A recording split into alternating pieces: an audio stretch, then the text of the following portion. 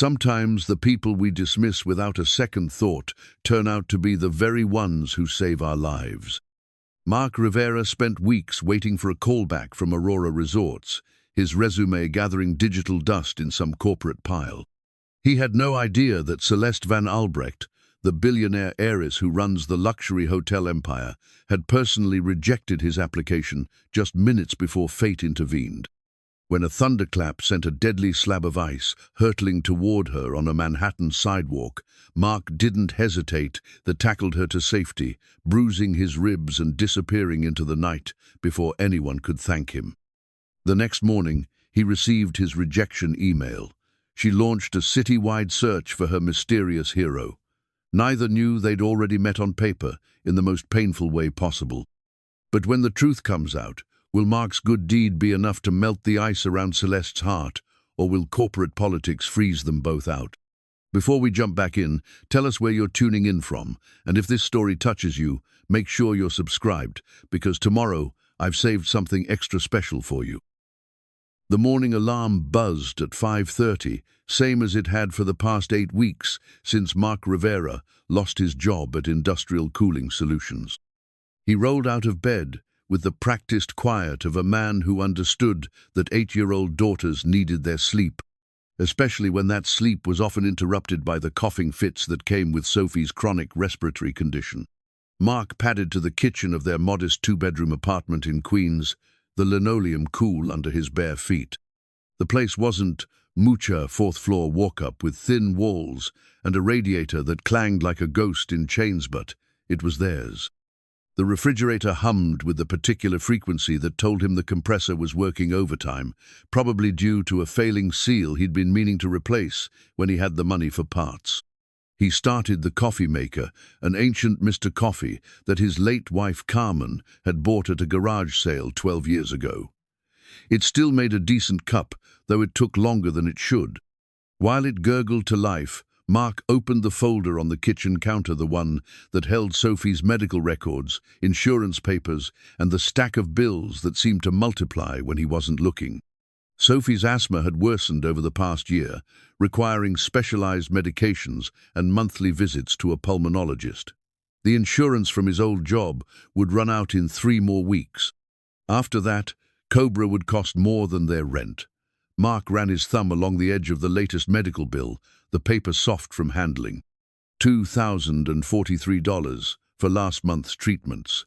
The number might as well have been 20,000 for all the chance he had of paying it without steady work. "Morning, Daddy." Marc looked up to find Sophie standing in the doorway, her dark hair sticking up in directions that defied physics. She wore her favorite pajamas, the ones with the cartoon penguins that Carmen had bought her for Christmas 2 years ago, before the cancer took her away. "Morning, sweetheart," Marc said, closing the folder and sliding it behind the coffee maker. "How'd you sleep?" "Good. I dreamed about Mama again." Sophie climbed onto the kitchen chair, her feet dangling above the floor. "She was teaching me how to make her pancakes." Marc's chest tightened. Carmen had been gone for 18 months, but Sophie still spoke of her like she might walk through the door at any moment. "That sounds like a good dream." "She said you worry too much about money." Sophie swung her legs, studying her father with the unsettling perceptiveness that 8-year-olds sometimes possessed. "She said you're really good at fixing things and someone's going to notice." Marc poured coffee into his favorite Mugon that read, "World's Greatest Dad" in faded blue letters. Mama was always smart about people. "Are you going to look for work today?" "I've got a side job this morning. Mrs. Chen's Deli, their walk-in cooler is acting up. After that, I'll make some calls." Marc had learned not to make promises about job prospects. Hope was a luxury he couldn't afford to waste on his daughter. He made Sophie scrambled eggs and toast, watching her eat while he mentally calculated the day's expenses. Bus fare to Mrs. Chen's place, maybe lunch if the job ran long, and enough left over for dinner. The envelope marked Sophie's medicine fund sat on top of the refrigerator, growing thinner by the day. After breakfast, Marc walked Sophie to school, her small hand warm in his. The October morning carried a bite that promised an early winter, and Marc pulled his jacket tighter. It was the same jacket he'd worn to work for the past 5 years, navy blue, with Rivera embroidered over the pocket and the Industrial Cooling Solutions logo on the back. He'd kept wearing it out of habit, or maybe stubbornness. "Dad, why don't you just tell people you're the best at fixing air conditioners?" Sophie asked as they walked. "It's not that simple, sweetheart. There are a lot of good people looking for work. But you made our neighbor's refrigerator work when 3 other guys couldn't." Mark smiled. Mr. Peterson's ancient Kenmore had been a puzzly, quirky electrical issue that had stumped 2 service technicians and a repair shop. Mark had figured it out in 20 minutes, tracing the problem to a loose wire behind the temperature control. He'd refused payment, accepting only a homemade apple pie that Sophie had devoured in 2 days. "Sometimes being good at something isn't enough," Mark said. "Sometimes you need the right piece of paper, or you need to know the right people." "That's stupid." "Yeah, sometimes it is."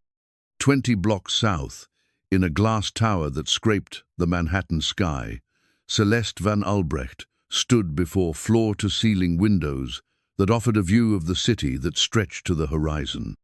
Her corner office occupied the entire northwest corner of the 42nd floor, its modern furniture and abstract art chosen by a decorator who charged more per hour than most people made in a week. At 28, Celeste had inherited control of Aurora Resorts from her father, who'd built the luxury hotel empire from a single property in the Hamptons. Now, Aurora owned 17 properties across North America, each one a testament to elegance and exclusivity. The Manhattan flagship, visible from Celeste's window, rose 30 stories above Fifth Avenue, its Art Deco facade gleaming in the morning sun.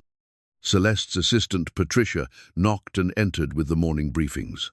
"The board meeting is in 20 minutes. They want to discuss the Q3 occupancy numbers, which are down 8% from last year," Celeste said, not turning from the window. "I know. What else?" "The facilities director wants to discuss the cooling system upgrades. He's saying the Manhattan property needs significant infrastructure investment." Celeste turned, her expression hardening. "How significant?" $2.3 million over 2 years. He's recommending we bring in outside consultants to assess the scope. "Consultants?" Celeste's voice carried the particular disdain she reserved for unnecessary expenses. "What about hiring additional in-house expertise?" "I sent over some resumes yesterday. I put them on your desk." Celeste moved to her desk, a slab of Italian marble that had cost more than most people's cars. The stack of resumes sat beside her computer, each one representing someone who wanted to work for Aurora Resorts. She flipped through them with the efficiency of someone who'd learned to make quick decisions. Most were standard fare recent college graduates with degrees in mechanical engineering, a few mid-career professionals looking to move up from smaller companies. Then she reached the resume of Marcos Rivera, refrigeration technician, age 34. No college degree, no corporate experience, 5 years at Industrial Cooling Solutions, which sounded like exactly the kind of working-class outfit that Aurora's clientele would never encounter. His cover letter mentioned a daughter and expressed enthusiasm for bringing practical expertise to Aurora's world-class facilities. Celeste set the resume aside. Aurora Resorts didn't hire practical expertise, they hired pedigree. Their facilities engineers came from MIT and Stanford, not from repair shops in Queens. The company's reputation depended on maintaining certain standards, certain expectations. She reached for her phone and dialed HR. "Patricia, about those facilities resumes, you can send the standard rejection to Marcos Rivera. He's not what we're looking for. Any particular reason I should note?" "Credentialed for our standards. The usual." Celeste hung up and returned to the window. The city spread below her, full of people living lives she couldn't imagine. People who fixed things with their hands, who worried about medical bills, who wore the same jacket to work every day because it was the only one they had. People whose resumes she rejected without a second thought. The board meeting went as expected. Occupancy was down, costs were up, and the members wanted explanations. Celeste provided them with charts and projections, strategic initiatives and market analyses. She spoke with the confidence of someone who'd grown up in boardrooms, who understood that perception often mattered more than reality. The cooling system infrastructure is a concern, board member Harrison Blackwood said. He was 73, had worked with Celeste's father for 30 years, and possessed the unwavering conviction that came with old money. We can't have system failures during peak season, which is why we're exploring comprehensive upgrades, Celeste replied. I've authorized a feasibility study. Expensive proposition, said another board member, Janet Morris. $2.3 million is significant. Less significant than the cost of a catastrophic failure during a high-profile event, Celeste countered. Our reputation depends on flawless operations. The meeting ended with cautious approval for the infrastructure assessment. Celeste returned to her office, where Patricia had left the afternoon's correspondence. At the bottom of the stack was a confirmation that the rejection emails had been sent to the unsuccessful job candidates, including Marc Rivera. Celeste initialed the document and moved on to the next item. Outside her window, the city continued its relentless pace, full of people whose lives intersected with hers in ways she'd never know. In a few hours, one of those intersections would change everything. But for now, she had a company to run, a legacy to protect, and standards to maintain. The resume of a refrigeration technician from Queens was already forgotten, filed away in the vast machinery of corporate bureaucracy. After all, some decisions were simply business, nothing personal. Marc spent the morning at Chen's Delicatessen, diagnosing a temperamental walk-in cooler that had been cycling on and off for 3 days. The problem turned out to be a faulty evaporator fan motor, a $40 part that required 2 hours of careful work to replace. Mrs. Chen paid him $80 cash, exactly what he'd quoted, though he knew she could have charged him twice that, and he'd have found a way to pay. You're too honest, Marc, she said, pressing an extra 20 into his palm. My nephew, he charged me $300 just to look at it last week. Says it need whole new system. Your nephew doesn't know evaporator fans from exhaust fans, Marc replied, but he pocketed the 20. Pride was a luxury he couldn't afford, especially when Sophie's next doctor's appointment was in 2 days. The afternoon brought 3 more service calls: a restaurant with a malfunctioning ice machine, an apartment building with a broken central air compressor, and a small grocery store where the dairy case had started leaking refrigerant. Each job was a puzzle, a combination of mechanical knowledge and creative problem-solving that Marc had learned through 15 years of working with his hands. He'd started in HVAC straight out of high school, apprenticing with an old-timer named Joe Castellano, who taught him that every system had a personality. You got to listen to them. Joe used to say, his weathered hands tracing pipes and checking connections. They'll tell you what's wrong if you pay attention. Marc had paid attention. He'd learned that a compressor's rhythm changed when bearings started to fail, that refrigerant leaks often announced themselves with subtle hissing sounds, that electrical problems left telltale signs in burn marks and corrosion patterns. He'd worked his way up from apprentice to journeyman to supervisor, earning respect from customers who trusted him with their most expensive equipment. Industrial Cooling Solutions had been his home for 5 years, a mid-sized company that serviced restaurants, hotels, and commercial properties throughout the tri-state area. Marc had been their go-to technician for difficult jobs, the guy they sent when other techs couldn't figure out the problem. He'd taken pride in that reputation, in being the man who could fix anything. Then the economy shifted, contracts dried up, and the company made cuts. Marc's supervisor, a decent man named Tony Reeves, had called him into the office on a Tuesday morning in August. I'm sorry, Marc. You know this isn't about your work. You're the best tech we've got. But I've got the least seniority, Marc had finished. He'd seen it coming for weeks, watching as fewer service calls came in, as the younger guys got sent home early. The severance package is decent, and I'll write you a reference that'll get you hired anywhere. Marc had nodded, shaken Tony's hand, and cleaned out his truck. The reference letter was everything Tony had promised, 2 pages of praise for Marc's technical skills, work ethic, and customer relations. It was also worthless without connections, without a college degree, without the kind of credentials that open doors at places like Aurora Resorts. Now, standing in the elevator of his apartment building with his toolbox and a day's worth of honest work behind him, Marc felt the familiar weight of uncertainty. The envelope marked Sophie's Medicine Fund contained $437 enough for this month's prescription refills, but not enough for next month's doctor visit. He found Sophie at the kitchen table, homework spread around her like a paper fortress. She looked up as he entered, her face bright, with the kind of smile that made everything else worthwhile. "How was school?" he asked, setting down his toolbox and washing his hands at the kitchen sink. "Good. Mrs. Patterson says I'm reading at a 6th grade level." "That's my girl." Marc dried his hands and sat beside her, looking at the math worksheet she'd been working on. "Need help with these?" "I finished them already, but I have a question about something else." Marc waited, recognizing the particular tone that meant Sophie had been thinking about something important. "Why don't you apply to work at fancy places, like those big hotels in Manhattan?"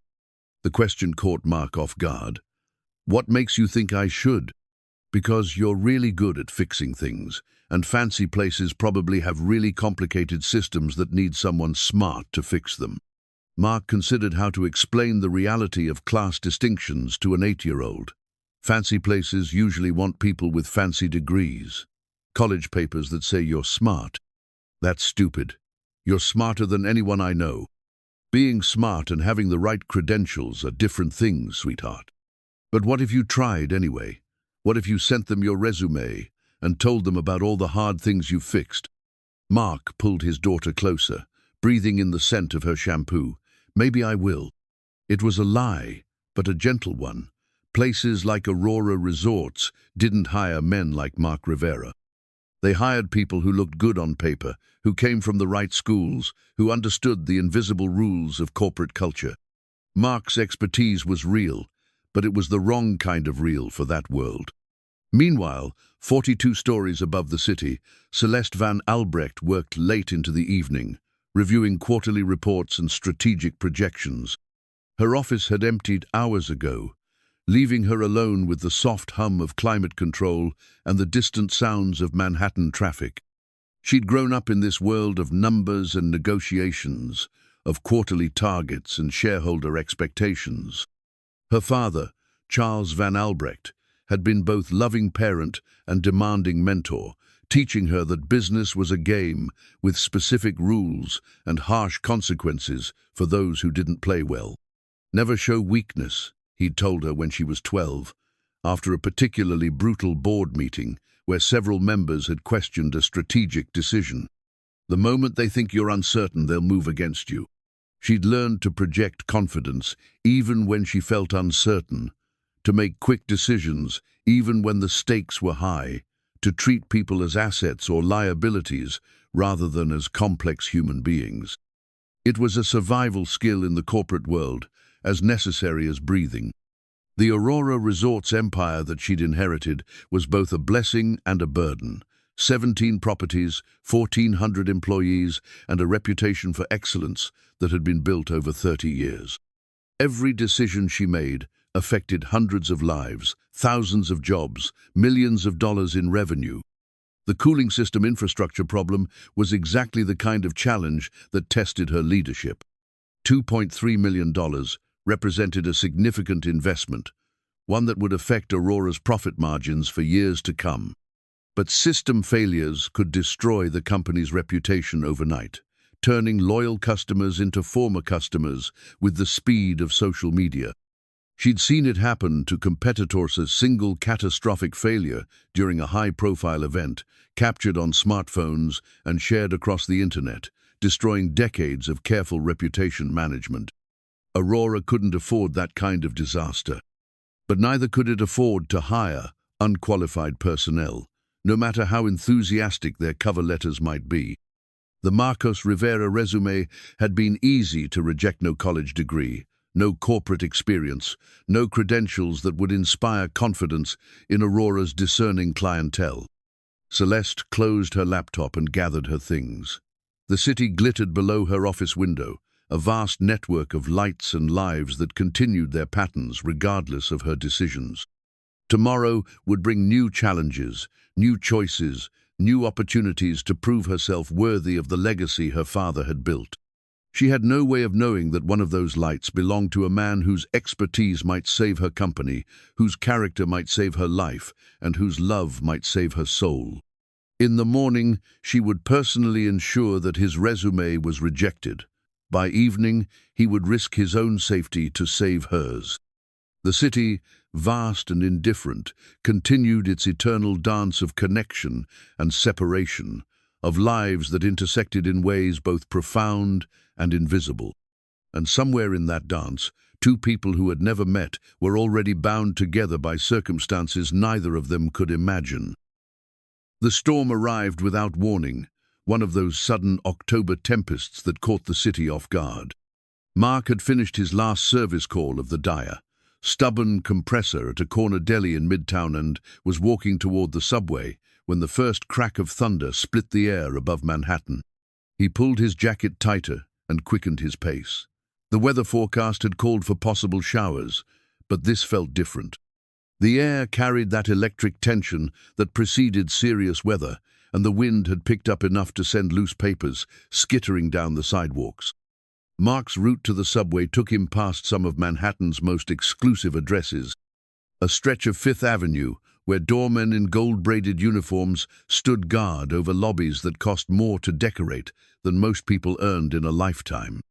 He'd worked in buildings like these before, servicing kitchen equipment in restaurants that charged $50 for appetizers, but he'd always entered through service entrances, invisible to the wealthy clientele, who never considered where their ice came from or who kept their wine at the perfect temperature. The Aurora Resorts flagship hotel rose 30 stories above the street, its Art Deco facade gleaming even under the darkening sky. Marc had passed it dozens of times over the years, always noting the building's impressive architecture and wondering about the complex mechanical systems that must be hidden behind those elegant walls. A building that size, with that level of luxury, would require sophisticated climate control, industrial-grade refrigeration, and backup systems that could handle the demands of hundreds of guests. As he walked past the hotel's main entrance, Marc noticed maintenance workers on the roof, silhouetted against the stormy sky. They appeared to be securing equipment, probably preparing for the incoming weather. It was smart planning. Rooftop units were vulnerable to wind damage, and a hotel like Aurora couldn't afford system failures. What none of them had noticed was the ice. October had been unusually cold, with several nights dipping below freezing. The hotel's roof collected runoff from dozens of HVAC units, and that water had been freezing and thawing in a dangerous cycle. Along the building's north face, where shadows kept the surface cold throughout the day, a substantial ledge of ice had formed easily 3 feet thick and jutting out from the roofline like a frozen sword. The maintenance crew, focused on securing loose equipment, hadn't seen it. The building's engineers, monitoring systems from climate-controlled rooms 30 floors below, had no reason to check for ice accumulation. It was the kind of oversight that happened in complex organizations, where responsibility was divided among specialists who rarely communicated across departmental lines. Marc saw it, though. 15 years of working with refrigeration systems had taught him to notice ice where it shouldn't be, to understand how frozen water behaved under stress. As he glanced up at the building, checking the maintenance crew's progress with professional interest, his eye caught the irregular shape protruding from the roof's edge. He stopped walking, studying the formation with growing concern. The ice was positioned directly above the hotel's main entrance, held in place by nothing more than its own frozen grip on the building's facade. The rising wind was causing it to flex slightly, and Marc could see hairline cracks starting to form along its base. Another crack of thunder rolled across the city, louder than the first. The storm was intensifying, and with it came pressure changes that could affect the ice's stability.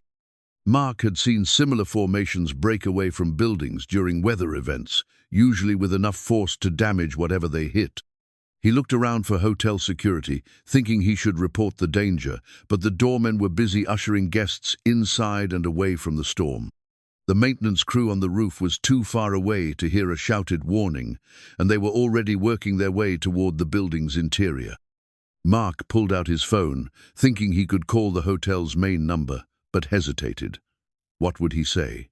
That he was an unemployed refrigeration technician who'd noticed a potential ice hazard. They'd probably dismiss him as a crank caller or assume he was trying to drum up business. Corporate hotels had protocols for everything, and those protocols rarely included taking emergency calls from strangers on the street. The wind gusted again, stronger this time, and Marc heard a sound that made his blood run colder, sharp cracking noise from 30 stories above, like a tree branch beginning to break under too much weight. He looked up and saw the ice formation shifting, separating from the building by perhaps an inch. It was still holding, but barely.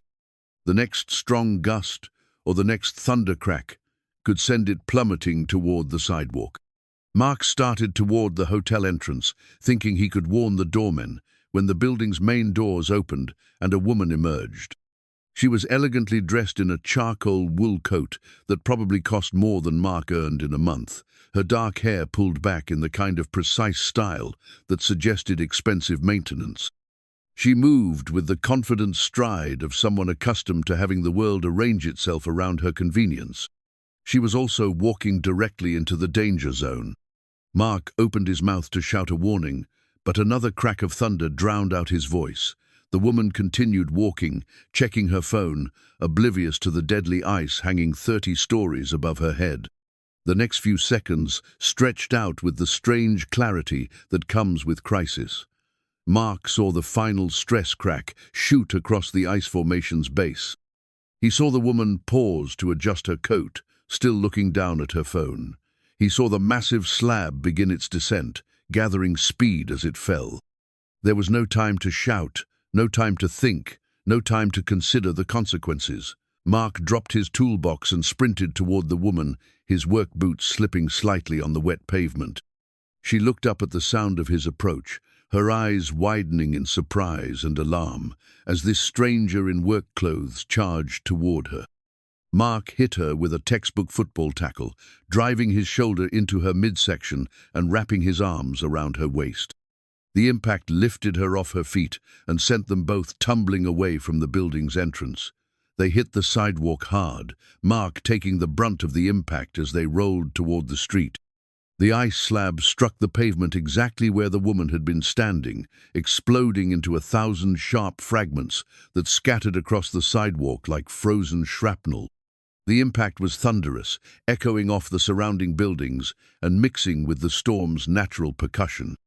Marc felt the breath knocked out of him and a sharp pain in his ribs where they'd hit the pavement.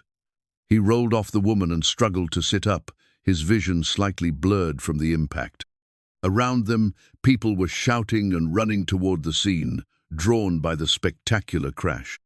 The woman sat up slowly, her elegant coat torn and dirty, her hair disheveled.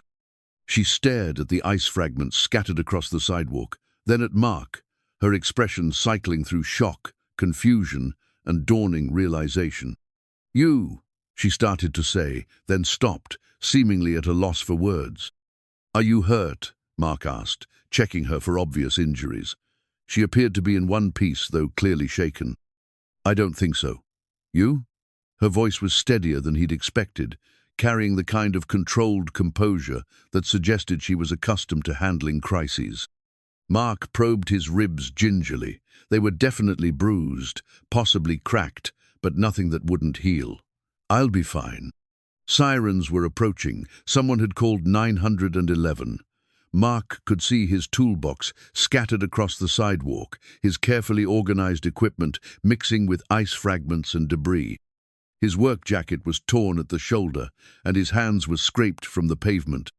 "The paramedics should check you out," he said, getting to his feet with some difficulty.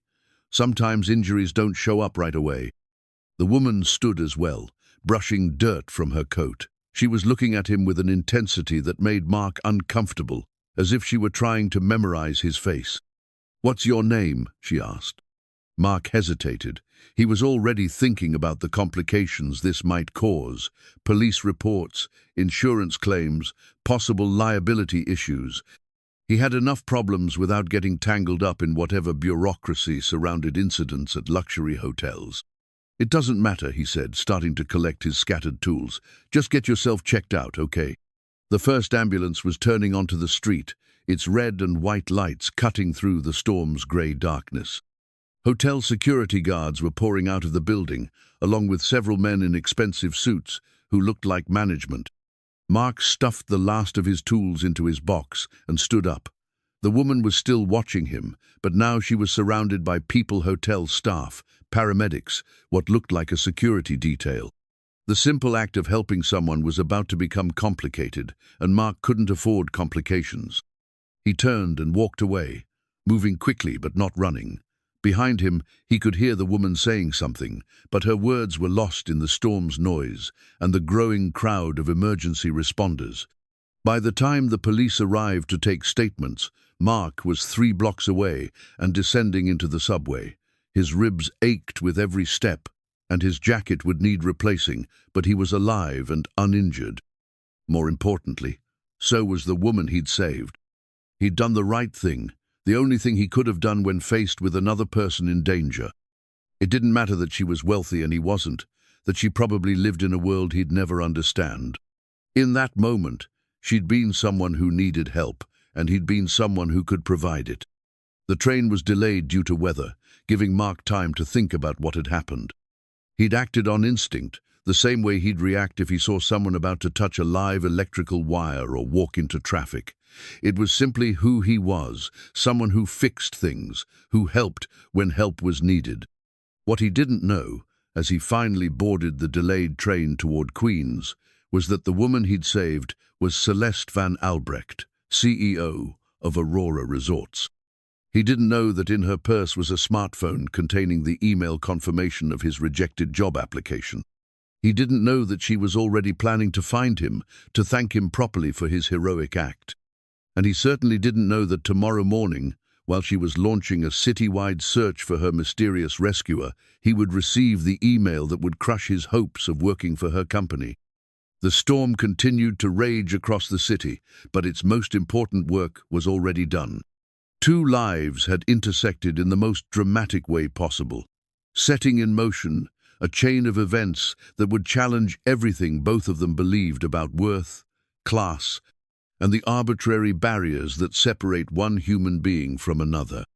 The ice had fallen, the rescue was complete, and nothing would ever be the same. Marc woke up the next morning feeling like he'd been hit by a truck instead of a sidewalk. His ribs protested every movement, and his shoulder had stiffened overnight into a painful knot of muscle.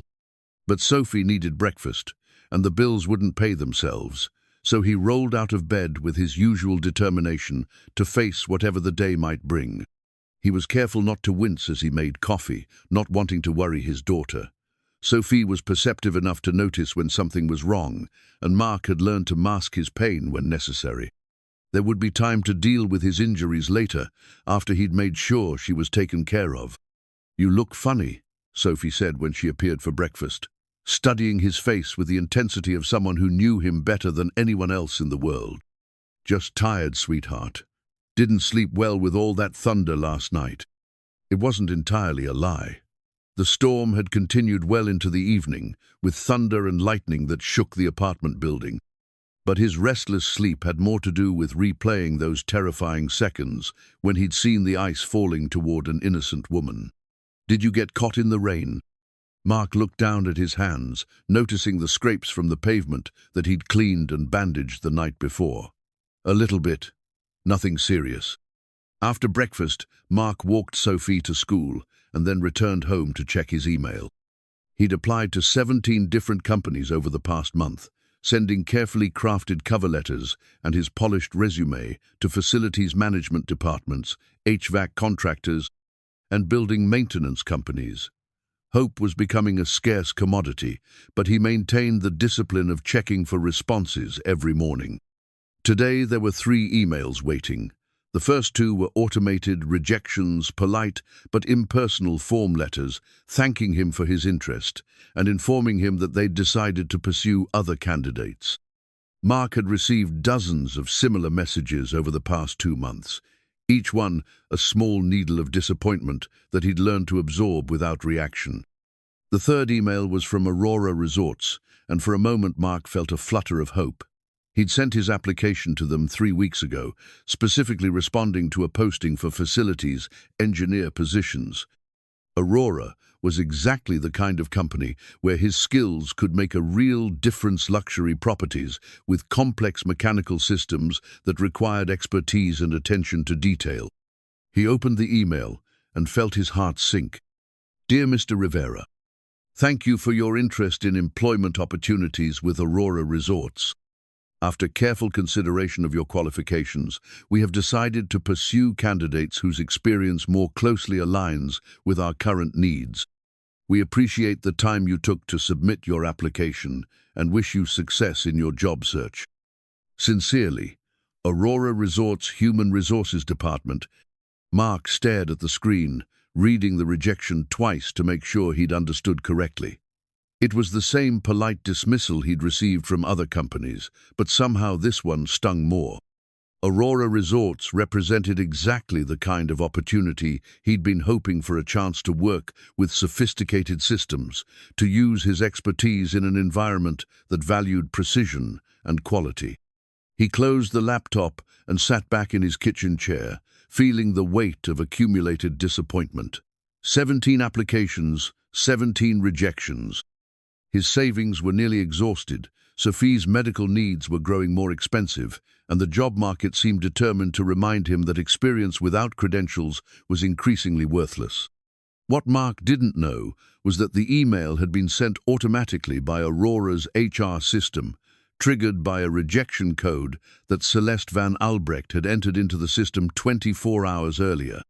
He didn't know that she had personally reviewed his resume and dismissed it as under-credentialed just minutes before he'd saved her life. And he certainly didn't know that at that very moment, Celeste was sitting in her office 30 floors above the street, launching a desperate search for the man who'd rescued her from certain death. Meanwhile, across the city, Sophie Rivera was having her own adventure. She'd been thinking about her father's job search all morning, particularly their conversation about applying to fancy places. During lunch break, she convinced her best friend Maya to help her with a secret project. "My dad saved someone yesterday," Sophie whispered as they huddled over Maya's smartphone in the school library. "But he won't tell anyone because he thinks it's not a big deal." "How do you know he saved someone?" Maya asked, always the skeptical one. "Because his jacket is all torn up, and he has bandages on his hands, and he keeps moving like his back hurts. Plus, he had that look." "What look?" "The look he gets when he's done something good but doesn't want to brag about it, like when he fixed Mrs. Patterson's car for free and told her the mechanic must have done it." Maya nodded sagely. At 8 years old, she was already developing sophisticated theories about adult behavior. "So what do you want to do about it?" Sophie pulled her father's hard hat from her backpack. She'd borrowed it that morning while he was in the shower, intending to return it before he noticed. The yellow plastic helmet was dented along one side, the impact damage clearly visible even to untrained eyes. "I think someone should know that my dad is a hero," Sophie said, "and I think maybe if people knew, someone might want to hire him." The plan they devised was simple but effective. Maya would record a video of Sophie explaining what had happened, focusing on the damaged hard hat as evidence. They would upload it to TikTok, Instagram, and YouTube, tagging every company Sophie could remember her father mentioning during his job search. "But what if your dad gets mad?" Maya asked. "He won't get mad. He might be embarrassed, but he won't get mad. Besides, grown-ups are always telling us to be proud of our accomplishments. He should be proud of saving someone." The video was surprisingly professional for something recorded by 2 8-year-olds on a school playground. Sophie spoke directly to the camera, holding up the dented hard hat and explaining that her father was the best refrigeration technician in New York City and that yesterday he'd saved someone's life but wouldn't talk about it because he was modest. "My dad can fix anything," she said in the video, her young voice carrying absolute conviction. "And he's looking for a job where he can help people with his skills. If you need someone who's really good at fixing air conditioners and refrigerators and stuff like that, you should hire my dad. His name is Marc Rivera, and he's a hero." Maya uploaded the video to her older sister's social media accounts, tagging Aurora Resorts along with 16 other companies where Marc had applied for work. They included hashtags like hero, job search, NYC and Aurora, hoping to maximize the video's reach. Within hours, the video had been shared dozens of times. Maya's older sister, a high school student with several hundred followers, thought it was sweet and shared it to her story. Her friends shared it to their accounts, and soon the video was circulating among teenagers across Queens and Manhattan. By evening, it had caught the attention of Patricia Williams, Celeste Van Albrecht's assistant, who was monitoring social media mentions of Aurora Resorts as part of her daily routine.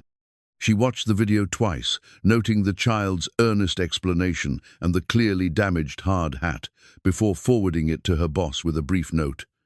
"You should see this." Celeste watched the video in her office, alone, except for the soft hum of climate control and the distant sounds of Manhattan traffic. She studied the little girl's face, listened to her passionate defense of her father's abilities, and examined the dented hard hat that served as evidence of some unnamed heroic act. Something about the timing felt significant.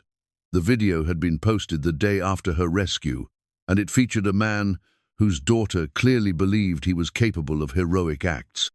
But there were millions of people in New York City, and coincidences like that seemed statistically impossible. Still, she found herself drawn to the video's sincerity. The child's love for her father was obvious, and her confidence in his abilities was touching. Celeste had grown up in a world where credentials mattered more than character, where resumes were more important than hearts. This little girl's simple faith in her father's worth was refreshing.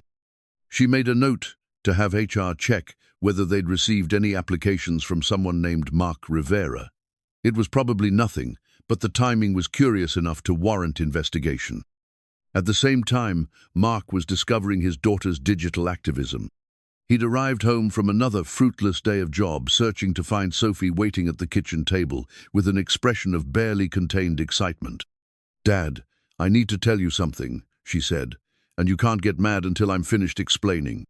Marc sat down, recognizing the tone that meant Sophie had been creative in ways that might complicate his life. "What did you do?" "I made a video about you being a hero, and Maya helped me put it on the internet." Marc's stomach dropped. "Sophie, what are you talking about?" She showed him the video on Maya's phone, and Marc watched in growing horror as his 8-year-old daughter announced to the world that he was looking for work and had recently saved someone's life. The dented hard hat, which he'd been planning to replace, served as dramatic evidence of his alleged heroism. "Sweetheart, you can't just put things like this on the internet," Marc said, trying to keep his voice calm. "People might get the wrong idea." "What wrong idea? You did save someone, didn't you? That's why your jacket is torn and your hard hat is dented." Marc looked at his daughter's earnest face and felt his heart break a little. She was trying to help, using the only tools available to an 8-year-old in a digital age. Her faith in his abilities was absolute, her love unconditional, and her desire to see him succeed was heartbreaking in its purity. "Yes, I helped someone who was in danger," he admitted. "But that's not something you advertise, Sophie. You do the right thing because it's right, not because you want people to know about it. But maybe if people knew you were a hero, they'd want to hire you. Maya's sister says employers like to hire good people." Marc pulled his daughter into a careful hug, mindful of his bruised ribs. "I love that you want to help, sweetheart, but this kind of thing can get complicated. Promise me you won't post anything else without asking first." Sophie nodded, though Marc could tell she didn't entirely understand why her simple act of promotion was problematic. In her world, good people deserved good things, and heroes should be rewarded for their heroism. The adult world's complex rules about privacy, humility, and corporate liability were beyond her 8-year-old comprehension. What neither of them knew was that the video was already spreading beyond their control, shared and reshared across social media platforms by people who found its sincerity compelling. By midnight, it would have several thousand views and dozens of comments from strangers who were touched by a daughter's faith in her father. And in the morning, it would reach exactly the person Sophie had hoped it would, though the consequences would be far more complicated than either she or her father could have imagined. Celeste stared at the HR file on her computer screen, her coffee growing cold as the pieces of an impossible puzzle clicked into place. Marc Rivera's name from Sophie's video had indeed applied to Aurora Resorts.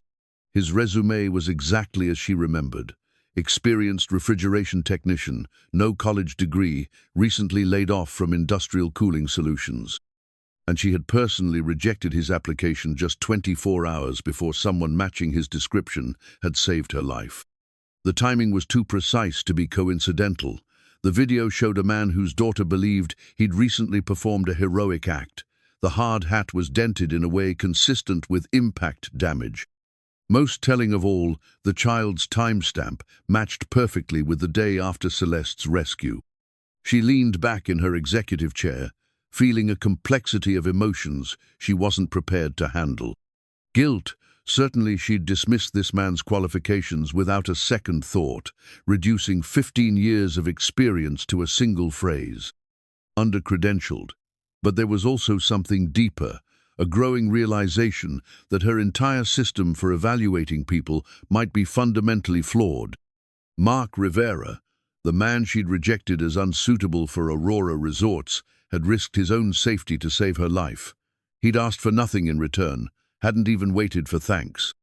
He'd simply done what needed to be done, and then disappeared into the crowd, apparently considering the act so unremarkable that he hadn't even told his own daughter the details.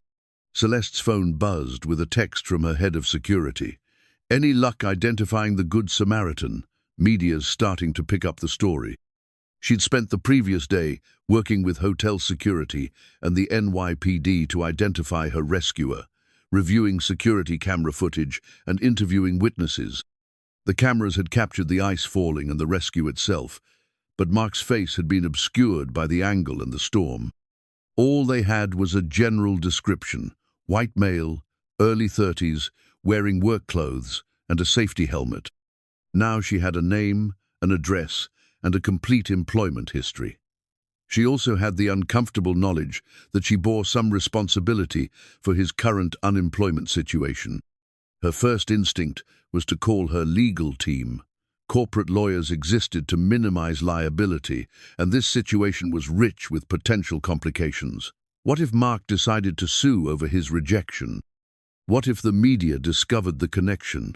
What if shareholders questioned her judgment in hiring someone she'd previously deemed unqualified? But as she reached for her phone, Celeste hesitated. The video played again in her mind, a little girl's absolute faith in her father's abilities, her innocent belief that heroes should be rewarded for their heroism. There was something pure about that faith, something that reminded Celeste of values she'd forgotten in her climb up the corporate ladder. She thought about her father, who'd built Aurora Resorts from nothing by recognizing talent wherever he found it. Celeste Van Albrecht had been notorious for hiring based on instinct rather than credentials, promoting maintenance workers to management positions when they demonstrated leadership, elevating servers to executive roles when they showed strategic thinking. Pedigree gets you in the door, he'd told her when she was fresh out of business school. Character keeps you there. Don't forget which one matters more. Celeste had forgotten, though. Years of board meetings and shareholder presentations had trained her to value appearances over substance, credentials over character. She'd become the kind of executive who made decisions based on resumes rather than results, who prioritized perception over performance. Marc Rivera's toolbox sat in the corner of her memory like an accusation. She'd noticed it during the rescuer battered collection of specialized tools that spoke of years of careful use. A craftsman's tools, worn smooth by expertise and maintained with the kind of care that came from genuine pride in one's work. When had she stopped valuing that kind of expertise? When had practical knowledge become less important than theoretical credentials? Celeste made a decision that would have surprised her board of directors and possibly violated several corporate policies. Instead of calling her lawyers, she called her facilities director. "Richard, it's Celeste. I need you to review the cooling system assessment again. Specifically, I want to know if we could benefit from bringing in someone with extensive refrigeration experience for the consultant role." "I thought we were going with the engineering firm from Boston," Richard replied. "Cromwell Associates. They have excellent credentials." "Credentials are fine, but I'm interested in practical expertise. Someone who's actually worked with these systems in the field, not just designed them on paper." There was a pause. Richard Morrison had worked for Aurora for 12 years and knew when his boss was heading in an unexpected direction. "Are you thinking of someone specific?" "Possibly. If I sent you a resume, could you evaluate it purely on the basis of technical expertise? Ignore the educational background and focus on the practical experience." "Of course. But Celeste, if this is about the cooling systems, we really need someone who can work with our existing engineering team. Corporate culture matters." "Sometimes corporate culture needs to be challenged," Celeste said, surprising herself with the words. "Send me the technical specifications for the consultant position. I want to understand exactly what skills we need." After hanging up, Celeste spent the next hour researching refrigeration technology, reading about the complex systems that kept Aurora's properties comfortable. It was a world she'd never bothered to understand, the hidden infrastructure that made luxury possible. Compressors and condensers, evaporators and expansion valves, each component requiring specialized knowledge to maintain and repair. Marc Rivera's resume read differently when viewed through this lens. 15 years of hands-on experience with industrial cooling systems, specialized training in commercial refrigeration, a track record of solving complex mechanical problems for demanding clients. The absence of a college degree seemed less important when weighed against 3,000 service calls, dozens of major installations, and consistently positive customer reviews. This was a man who understood machines not from textbooks, but from countless hours of troubleshooting, repairing, and improving them. Meanwhile, Marc was having the worst day of his unemployment. The video Sophie had posted was gaining attention in ways that made him deeply uncomfortable. His phone had been ringing all morning with calls from strangers, some offering sympathy, others asking for interviews, a few making job offers that sounded too good to be true. "Mr. Rivera, this is Channel 7 News. We'd love to interview you about your heroic rescue." "Mr. Rivera, I represent a security company that's very interested in your background."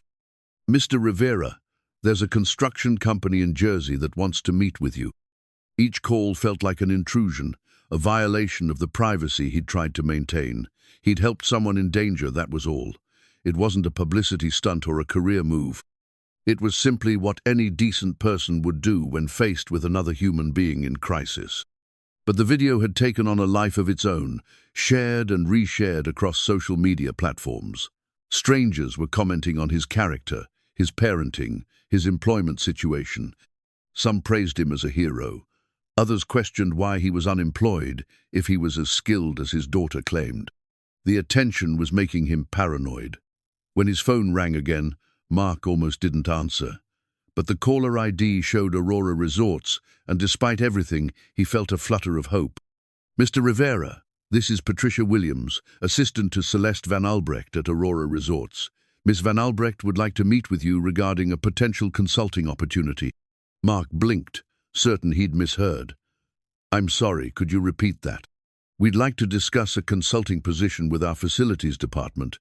Are you available to meet tomorrow afternoon?" "I received a rejection email from Aurora yesterday," Marc said, confused. "I assumed you weren't interested in my qualifications." "Circumstances have changed. Ms. Van Albrecht specifically requested this meeting. Would 2 o'clock work for you?" Marc looked around his modest kitchen at the bills stacked on the counter and the medical appointment reminder on the refrigerator. Whatever was happening, he couldn't afford to turn down a legitimate opportunity. "Yes," he said. 2 o'clock works fine." After hanging up, Marc sat in his kitchen chair and tried to process what had just happened. Aurora Resorts, the same company that had rejected him yesterday, was now offering him a consulting position. The timing seemed connected to Sophie's video, but he couldn't understand how a social media post by an 8-year-old could influence corporate hiring decisions. He called Sophie's school and left a message that he'd be picking her up early for a special occasion. Then he drove to the nearest department store and bought his first new shirt in 8 months, a simple white dress shirt that would be appropriate for whatever was about to happen. Standing in the store's dressing room, looking at himself in clothes he could barely afford, Marc tried to prepare for a meeting that might change everything. He had no idea that the woman he'd saved was the same woman who'd rejected his application. He had no idea that corporate lawyers were already preparing liability assessments. He had no idea that his simple act of heroism was about to collide with the complex machinery of corporate America in ways that would test everything he believed about fairness, opportunity, and the value of human decency. All he knew was that someone at Aurora Resorts wanted to meet with him, and that meeting might be the break he'd been desperately hoping for. Tomorrow afternoon, in a conference room 30 floors above the street where he'd saved a stranger's life, Marc Rivera would finally come face to face with the woman whose life he'd saved and whose company had nearly destroyed his hope. The only question was whether either of them would survive the encounter. Marc arrived at Aurora Resorts 15 minutes early, partly from nervousness and partly from a lifetime habit of respecting other people's time.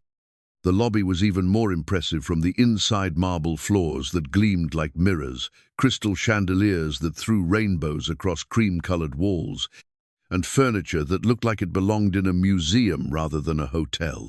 He'd worn his new shirt with his best pair of khakis and the only dress shoes he owned, polished until they reflected the lobby's elegant lighting. Still, he felt conspicuously out of place among the impeccably dressed guests and staff who moved through the space with the casual confidence of people who belonged in such surroundings. The security guard at the front desk examined Marc's ID with professional thoroughness before directing him to a bank of elevators that required a special key card to access the upper floors. The ride to the 42nd floor was silent, except for the subtle hum of machinery elevators that probably cost more than Marc's annual salary, maintained to standards that demanded perfection. Patricia Williams met him at the elevator doors, a woman in her 50s, with the kind of professional warmth that came from years of managing difficult personalities. "Mr. Rivera, I'm Patricia. Miss Van Albrecht is waiting for you." She led him through a maze of corridors lined with original artwork and floor-to-ceiling windows that offered breathtaking views of Manhattan. Marc tried not to gawk, but the scope of the luxury was overwhelming. Every detail, from the Persian rugs to the handcrafted light fixture, spoke of resources beyond his imagination. "Here we are," Patricia said, stopping before a door marked with a simple nameplate, "Celeste Van Albrecht, Chief Executive Officer." The office was larger than Marc's entire apartment, with windows that showcased the city from an angle that made it look like a scale model. Behind an imposing marble desk sat a woman in her late 20s, dressed in a perfectly tailored business suit that probably cost more than Marc's monthly rent. It took him a moment to recognize her as the woman he'd saved from the falling ice. When recognition hit, Marc felt his stomach drop. The elegant coat, the precise hairstyle, the confident Berenjet was definitely the same person, though seeing her in her natural environment made the rescue seem even more surreal. Celeste stood as he entered, and Marc could see the exact moment when she recognized him as well. Her composed expression flickered with surprise, then something that might have been embarrassment, before settling back into professional neutrality. "Mr. Rivera," she said, extending her hand. "Thank you for coming. Please have a seat." Marc shook her hand, noting that her grip was firm and confident. Up close, he could see a small bandage on her palm, probably from when they'd hit the pavement together. The sight of it made his own bruised ribs ache in sympathy. "I have to admit," Marc said, settling into the chair across from her desk, "this isn't what I expected when your assistant called." "I imagine not." Celeste returned to her chair, her movements carefully controlled. "I owe you an explanation and an apology." She opened a folder on her desk and removed 2 documents: his job application and the rejection email. 24 hours before you saved my life, I personally rejected your employment application. The irony of that timing has not been lost on me." Marc stared at the papers, processing the implications. "You rejected my application." "I did, without giving it proper consideration, I'm afraid. I looked at your background and decided you weren't what Aurora needed." She paused, seeming to choose her words carefully. "I was wrong." The admission hung in the air between them. Marc had expected many things from this meeting, but a personal apology from a billionaire CEO wasn't one of them. "So this meeting," he began, "is my attempt to correct a mistake," Celeste finished, "both personal and professional. I'd like to offer you a consulting position with our facilities department. Our cooling systems need significant upgrades, and we could use someone with your expertise to assess the scope of the work." Marc leaned back in his chair, his mind racing. "You want to hire me because I saved your life." "I want to hire you because you're qualified for the position, and I was too prejudiced to see it the first time." Celeste's voice carried a note of steel that suggested this was difficult for her to admit. "The rescue demonstrated something about your character, but your résumé demonstrates your professional abilities." "My résumé that you rejected yesterday?" "Yes." She met his eyes directly. "I judged you based on credentials rather than competence. It's a mistake I've made before, and one I'm trying not to repeat." Marc studied her face, looking for signs of guilt or manipulation. What he saw instead was something that surprised him: genuine regret mixed with what appeared to be respect. This wasn't a charity offer or a publicity stunt. She was treating him like a professional whose opinion mattered. "What exactly would this consulting position involve?" he asked. Celeste opened another folder and removed a set of blueprints. Aurora's flagship property uses a complex refrigeration system that's nearly 15 years old. "We're experiencing efficiency issues, higher maintenance costs, and occasional failures that affect guest comfort. Our current engineering team is excellent at system management, but they're designers rather than troubleshooters." She spread the blueprints across her desk, and Marc found himself leaning forward despite his reservations. The diagrams showed a sophisticated network of cooling system central chillers, distributed air handlers, specialized refrigeration units for the restaurants and bars. "This is impressive," Marc said, studying the layout. "But I can see the problems from here." "You can?" Marc pointed to several locations on the blueprint. "These junctions here, they're using R22 refrigerant, which means the system was designed before the phase-out. These compressor units are probably running at reduced efficiency because they're overcompensating for leaks in the distribution network." Celeste watched him trace the system's pathways with growing interest. "Our facilities director mentioned efficiency issues. I'd bet your energy costs have increased 15 to 20% over the past 2 years, even accounting for rate changes. And you're probably seeing more frequent maintenance calls, especially during peak demand periods." 23% increase in energy costs, Celeste confirmed. "How did you know that?" "Because I've seen this configuration before. It's a solid design, but it requires specific maintenance protocols that most building engineers don't understand. They're trained on modern systems that are more forgiving of neglect."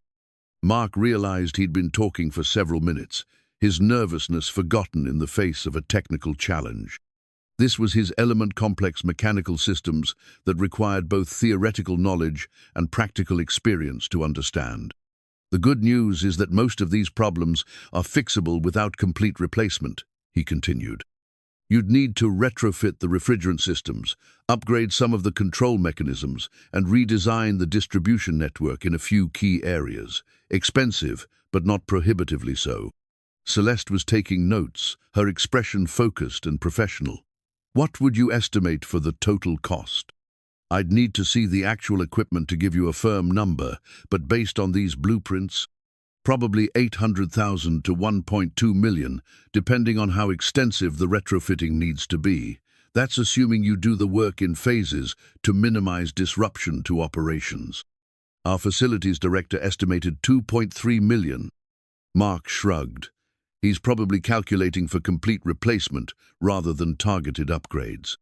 It's the safer approach from a liability standpoint, but not necessarily the most cost-effective.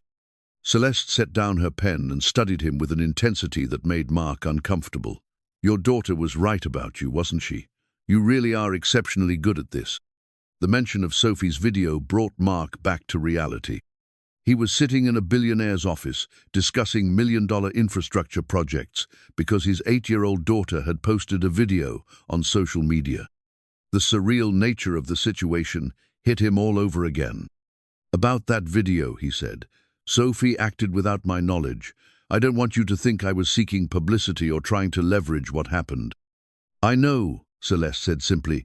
Your character during the rescue made that clear. You could have stayed, given interviews, made yourself the hero of the story. Instead, you disappeared before anyone could thank you. I did what anyone would have done. No, she said firmly. You did what you would have done. Most people would have shouted a warning, or called 911, or found hotel security. You risked your own safety to save a complete stranger. That speaks to who you are as a person. Marc shifted uncomfortably in his chair. I'm not comfortable being called a hero. Which is exactly why you are one. Celeste closed the blueprints and leaned back in her chair. I'd like to offer you a 6-month consulting contract. $60,000 plus benefits, with the possibility of extension or permanent placement based on performance. Your primary responsibility would be overseeing the cooling system upgrades, but we'd also value your input on other facilities issues. The number hit Marc like a physical blow. $60,000 would solve his immediate financial problems, cover Sophie's medical expenses, and give them financial security for the first time since Carmen's death. It was more money than he'd ever made in 6 months of steady employment. That's very generous, he managed. It's what the position is worth, and frankly, if your preliminary assessment is accurate, you'll save us more than $1 million in unnecessary renovations. Marc looked around the opulent office at the woman who'd gone from rejecting his application to offering him a life-changing opportunity in the span of 48 hours. The rational part of his mind was screaming that this was too good to be true, that there had to be a catch. I need to ask, he said, are you doing this because you feel guilty about the rejection? Because if this is charity... Mr. Rivera, Celeste interrupted, her voice sharp with something that might have been annoyance. I don't run a charity. I run a business that succeeds by hiring competent people and making profitable decisions. If I thought you were unqualified, no amount of guilt would convince me to risk Aurora's reputation by hiring you. She stood and walked to the window, looking out at the city below. I made a snap judgment based on prejudice and lazy thinking. You demonstrated expertise that my own facilities director lacks. This isn't charity, it's good business. Marc studied her profile against the window, noting the tension in her shoulders and the careful control in her voice. She was right, of course. Nobody built a billion-dollar empire by making emotional decisions. If she was offering him this position, it was because she believed he could do the job. When would you need an answer? He asked. Take the weekend to think about it. We can start Monday if you're interested. Marc stood, extending his hand. I don't need the weekend. I accept. This time her smile was genuine, transforming her face from corporate executive to something warmer and more human. Welcome to Aurora Resorts, Mr. Rivera. As Patricia escorted him back to the elevators, Marc felt like he was walking through a dream. 3 days ago, he'd been an unemployed technician facing financial ruin. Now he was a consultant for one of the most prestigious hotel companies in the country, with a salary that would change his and Sophie's lives. The elevator descended through 42 floors of luxury, carrying him back to the street level where everything had started. But Marc Rivera was no longer the same man who'd saved a stranger from falling ice. He was Aurora Resorts' newest consultant, and the woman whose life he'd saved was about to discover that hiring him was the best decision she'd ever made. Or the most complicated one. Marc's first week at Aurora Resorts passed in a blur of technical assessments, system diagnostics, and the steep learning curve that came with working in an environment where every detail mattered. The basement mechanical rooms were a revelation industrial equipment worth millions of dollars maintained to museum-quality standards by a team of technicians who treated their work like art. Richard Morrison, the facilities director, had been skeptical at first. Marc could see it in the way the older man's eyes lingered on his work boots and practical clothing, the slight hesitation before introducing him to the engineering team. But skepticism had given way to grudging respect, as Marc demonstrated his understanding of the complex systems that kept Aurora's flagship property running. "I've never seen anyone diagnose a compressor issue that quickly," Richard admitted after Marc identified a bearing problem that had been causing mysterious vibrations for weeks. "Our manufacturer's technician was stumped." "It's all about listening," Marc replied, adjusting his test equipment. "Every machine has its own voice. This one's been trying to tell you about the bearing for probably a month." The repair took 3 hours and saved Aurora the cost of a complete compressor replacement, nearly $40,000. Word of Marc's diagnostic skills spread quickly through the building's maintenance staff, and soon he was being consulted on problems that had nothing to do with cooling systems. But it was his growing professional relationship with Celeste that surprised them both. What had started as awkward formality, the CEO trying to make amends for her initial prejudice, had evolved into something more complex. They found themselves in frequent contact as Marc's assessments revealed the scope of Aurora's infrastructure needs. "The domestic hot water system is more problematic than the cooling," Marc explained during their third weekly meeting. He'd spread photographs and diagnostic reports across Celeste's conference table, creating a visual map of the building's mechanical systems. "You're losing efficiency through heat exchangers that should have been replaced 5 years ago." Celeste studied the photos with the same intensity she brought to financial reports. She'd surprised Marc by asking detailed questions about his findings, demonstrating a genuine interest in understanding the technical aspects of her business that most executives delegated entirely to subordinates. "What's the impact on operating costs?" she asked. 12 to 15% increase in energy consumption for hot water alone. Multiply that across all 17 properties, and you're probably spending an extra $2 million annually on utilities. $2 million that could be saved with proper maintenance or strategic upgrades. Some of these systems are past the point where maintenance makes economic sense. Marc had learned to present his findings in business terms that resonated with Celeste's strategic thinking. She cared about efficiency and cost control, but she also cared about understanding how things actually worked. It was a combination that made their professional collaboration surprisingly effective. "I want to tour the other properties," Celeste said, closing the folder of reports. "See these problems firsthand before we commit to a comprehensive upgrade program." That would be valuable. Some issues are site-specific, but others are probably systemic across the portfolio. "Can you travel? I know you have family obligations." The question touched on something Marc had been worried about, balancing his new responsibilities with his role as Sophie's father. The consulting contract included health benefits that had already made a dramatic difference in their lives, but it also demanded more time than his previous jobs. "I can arrange childcare for short trips," he said. "Sophie's been asking about my work. She's fascinated by the idea that I'm helping fix problems in fancy hotels." Celeste smiled, and Marc noticed how the expression softened her features. In their first meeting, she'd seemed almost artificially composed, every gesture calculated for professional effect. Now she appeared more relaxed, more genuinely engaged with the work they were doing together. "How is she adjusting to the changes?" Celeste asked. "It must be quite different from your previous job." "She's proud that her video helped, though I'm still not entirely comfortable with the publicity. But the medical benefits have been life-changing. Her asthma treatments are actually affordable now." "I'm glad to hear that." Celeste's expression grew thoughtful. "I've been meaning to ask, Would you like to bring her to see the building sometime? We have an observation deck that's not open to the public. Children often find the engineering systems fascinating.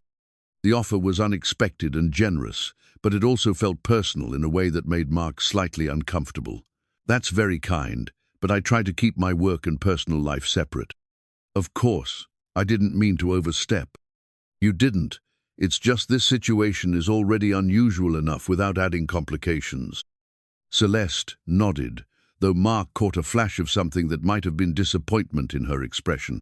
It was the first time their conversation had touched on the unusual circumstances that had brought them together, and both of them seemed to realize they were navigating uncharted territory. Over the following weeks, they fell into a routine of professional collaboration that was both productive and increasingly comfortable. Marc would spend his mornings in the mechanical spaces, diagnosing problems and developing solutions. His afternoons were devoted to meetings with Celeste and her team, translating technical findings into strategic recommendations. The work was intellectually challenging in ways that Marc hadn't experienced before. At Industrial Cooling Solutions, he'd been a specialist, called in to fix specific problems. At Aurora, he was helping shape long-term infrastructure strategy for a multi-million-dollar portfolio. His recommendations carried real weight, affecting decisions that would impact the company for years to come. You have excellent instincts for the business side of things, Celeste told him after he'd presented a phased renovation plan that would minimize operational disruption. Have you ever considered moving into management? I'm a technician, Marc replied. I fix things. Management is politics and paperwork. Management is making decisions that affect other people's work. You're already doing that. The comment stayed with Marc as he drove home to Queens that evening. Was he already functioning as a manager without realizing it? The Aurora maintenance staff had started coming to him with questions that went beyond his official responsibilities. Richard Morrison was deferring to his judgment on matters that used to be handled by committee. He found Sophie at the kitchen table, homework spread around her like a familiar fortress. Her breathing was clearer than it had been in months, the new medications working better than anything they'd been able to afford before. How was work, Dad? She asked, looking up from a math worksheet. Good. Complicated, but good. How was school? Maya wants to know if I can visit your fancy hotel job. She says her sister's boyfriend works at a hotel, and it's really cool behind the scenes. Marc considered the request. Celeste's invitation to show Sophie the observation deck had been weeks ago, and he'd declined for reasons that seemed less important now. Maybe it would be good for his daughter to see what he was working on, to understand that her father's skills had value in environments she'd never imagined. Maybe we can arrange something, he said. Would you like that? Sophie's face lit up with excitement. Really? Could I see where you work? I'll ask. But if we do visit, you have to promise to be on your best behavior. This isn't a playground. It's a place where important people do important work. I promise I'll be so good that they'll want to hire me too. Marc laughed, pulling his daughter into a hug. The life they were building together felt more stable than anything they'd experienced since Carmen's death. The consulting contract had given them financial security, but more than that, it had given Marc a sense of purpose that went beyond simple survival. What he didn't know was that across the city, in the executive offices of Aurora Resorts, people were beginning to talk about his growing influence with the CEO. Board members who'd never heard of facilities consulting were asking questions about the company's new infrastructure expert. Corporate rivals were taking note of Celeste's increasingly frequent meetings with a man who'd appeared from nowhere and seemed to have her complete professional trust. The rescue that had brought them together was becoming public knowledge through careful investigative work by business journalists who specialized in following money and influence. Soon, the story of the blue-collar hero and the billionaire heiress would be front-page news, bringing scrutiny that neither Marc nor Celeste was prepared to handle. But for now, they were simply two professionals who'd found an unexpected collaboration in the complex machinery of corporate America. One was learning that expertise mattered more than pedigree. The other was discovering that his skills had value far beyond what he'd ever imagined. Both were about to learn that in the world of high-stakes business, success could be as dangerous as failure, and that the same media attention that had brought them together could just as easily tear them apart. The email arrived on a Tuesday morning, forwarded by Patricia, with a subject line that made Marc's blood run cold. Urgent. Media inquiry. Requires immediate response. Marc opened the attachment to find a message from Jennifer Walsh, senior business reporter for the New York Business Journal. The tone was professional but pointed, the kind of journalistic inquiry that suggested the writer already knew most of the answers to the questions she was asking. Dear Ms. Van Albrecht, I'm preparing a story about Aurora Resorts' recent hiring practices and would appreciate your response to several questions. 1. Can you confirm that Marc Rivera, recently hired as a facilities consultant, is the same individual who rescued you from falling ice outside Aurora's Manhattan flagship on October 15th? 2.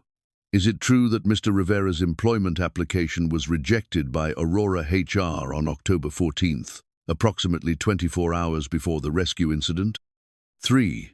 What is Aurora's policy regarding the hiring of individuals who have had personal interactions with senior executives outside of normal business channels? 4.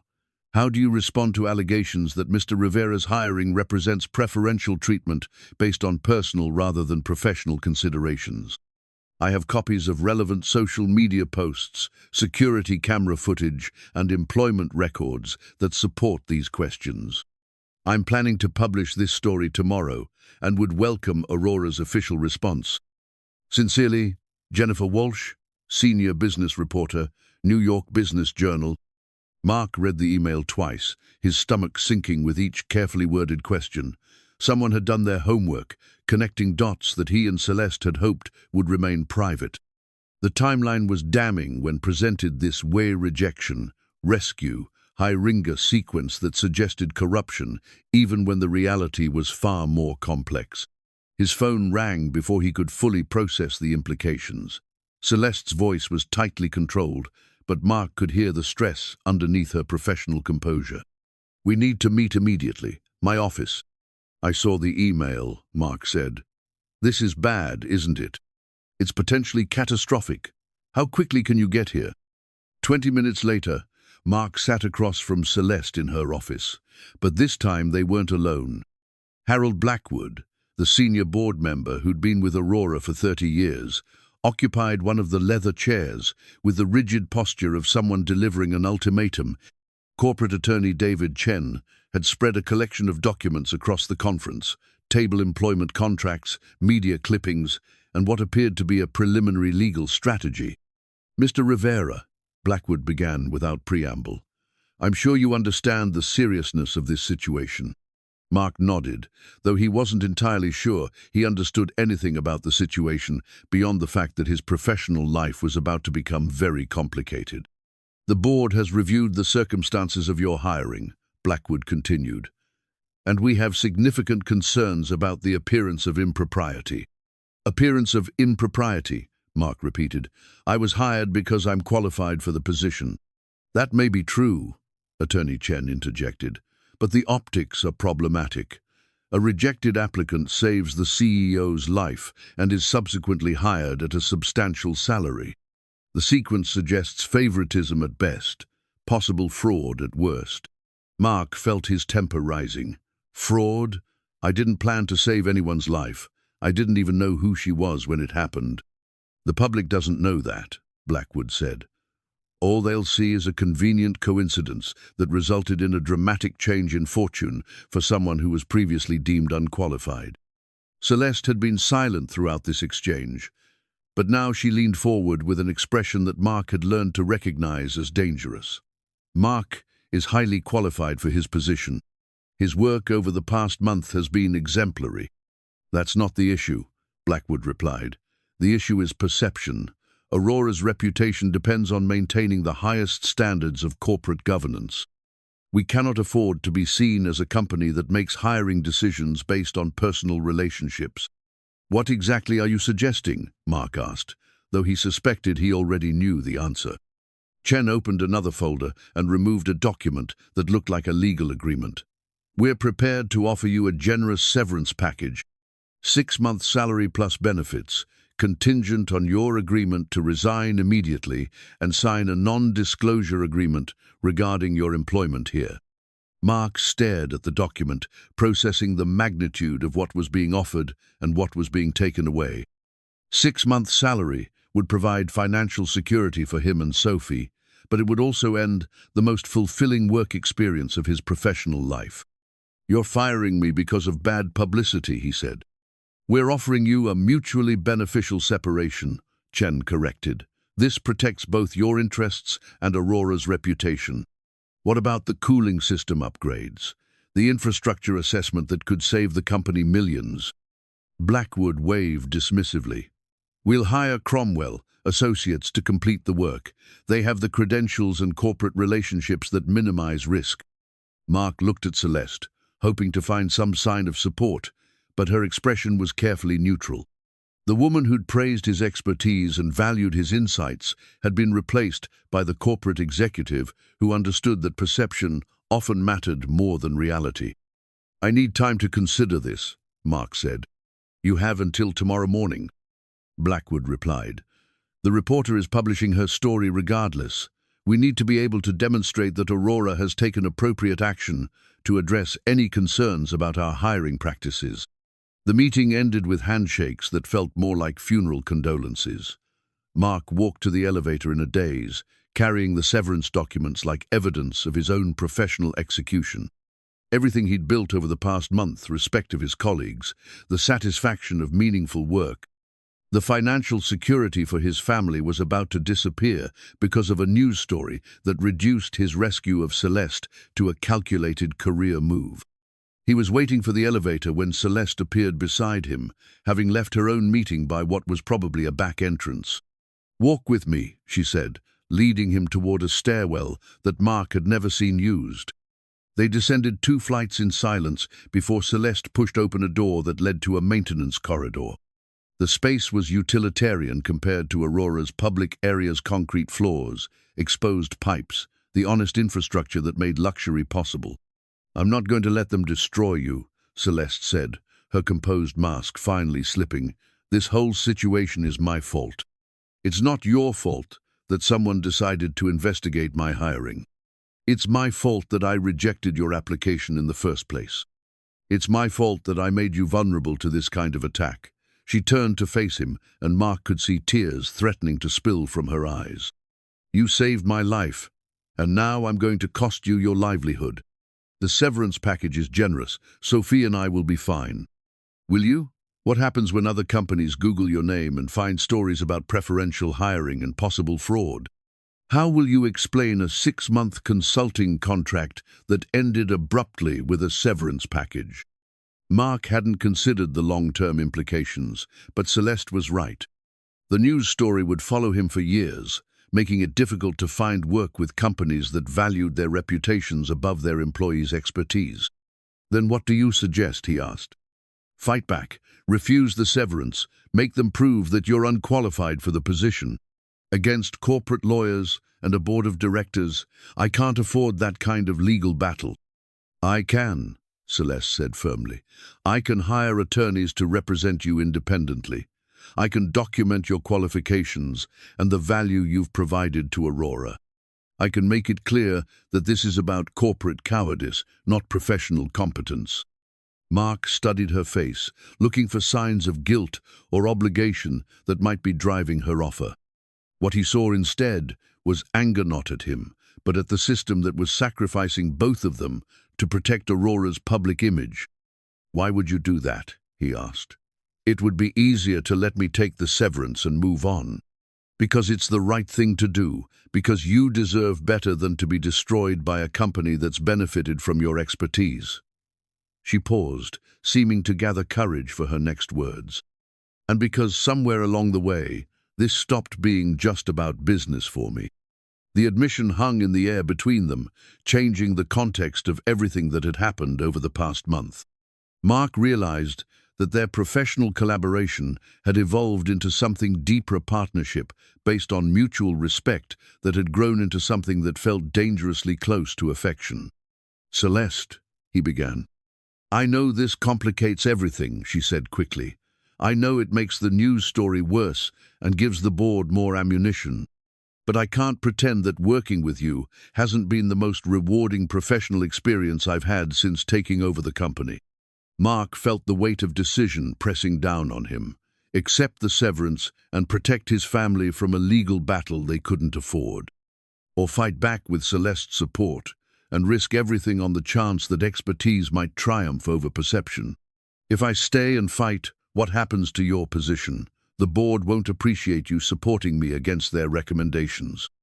"Let me worry about the board.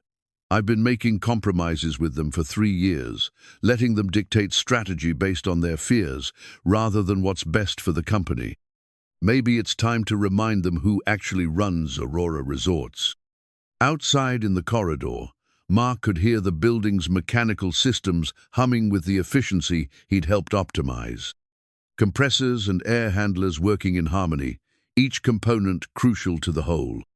It was a system that required both expertise and courage to maintain expertise, to understand how things worked, courage to make the changes necessary for improvement.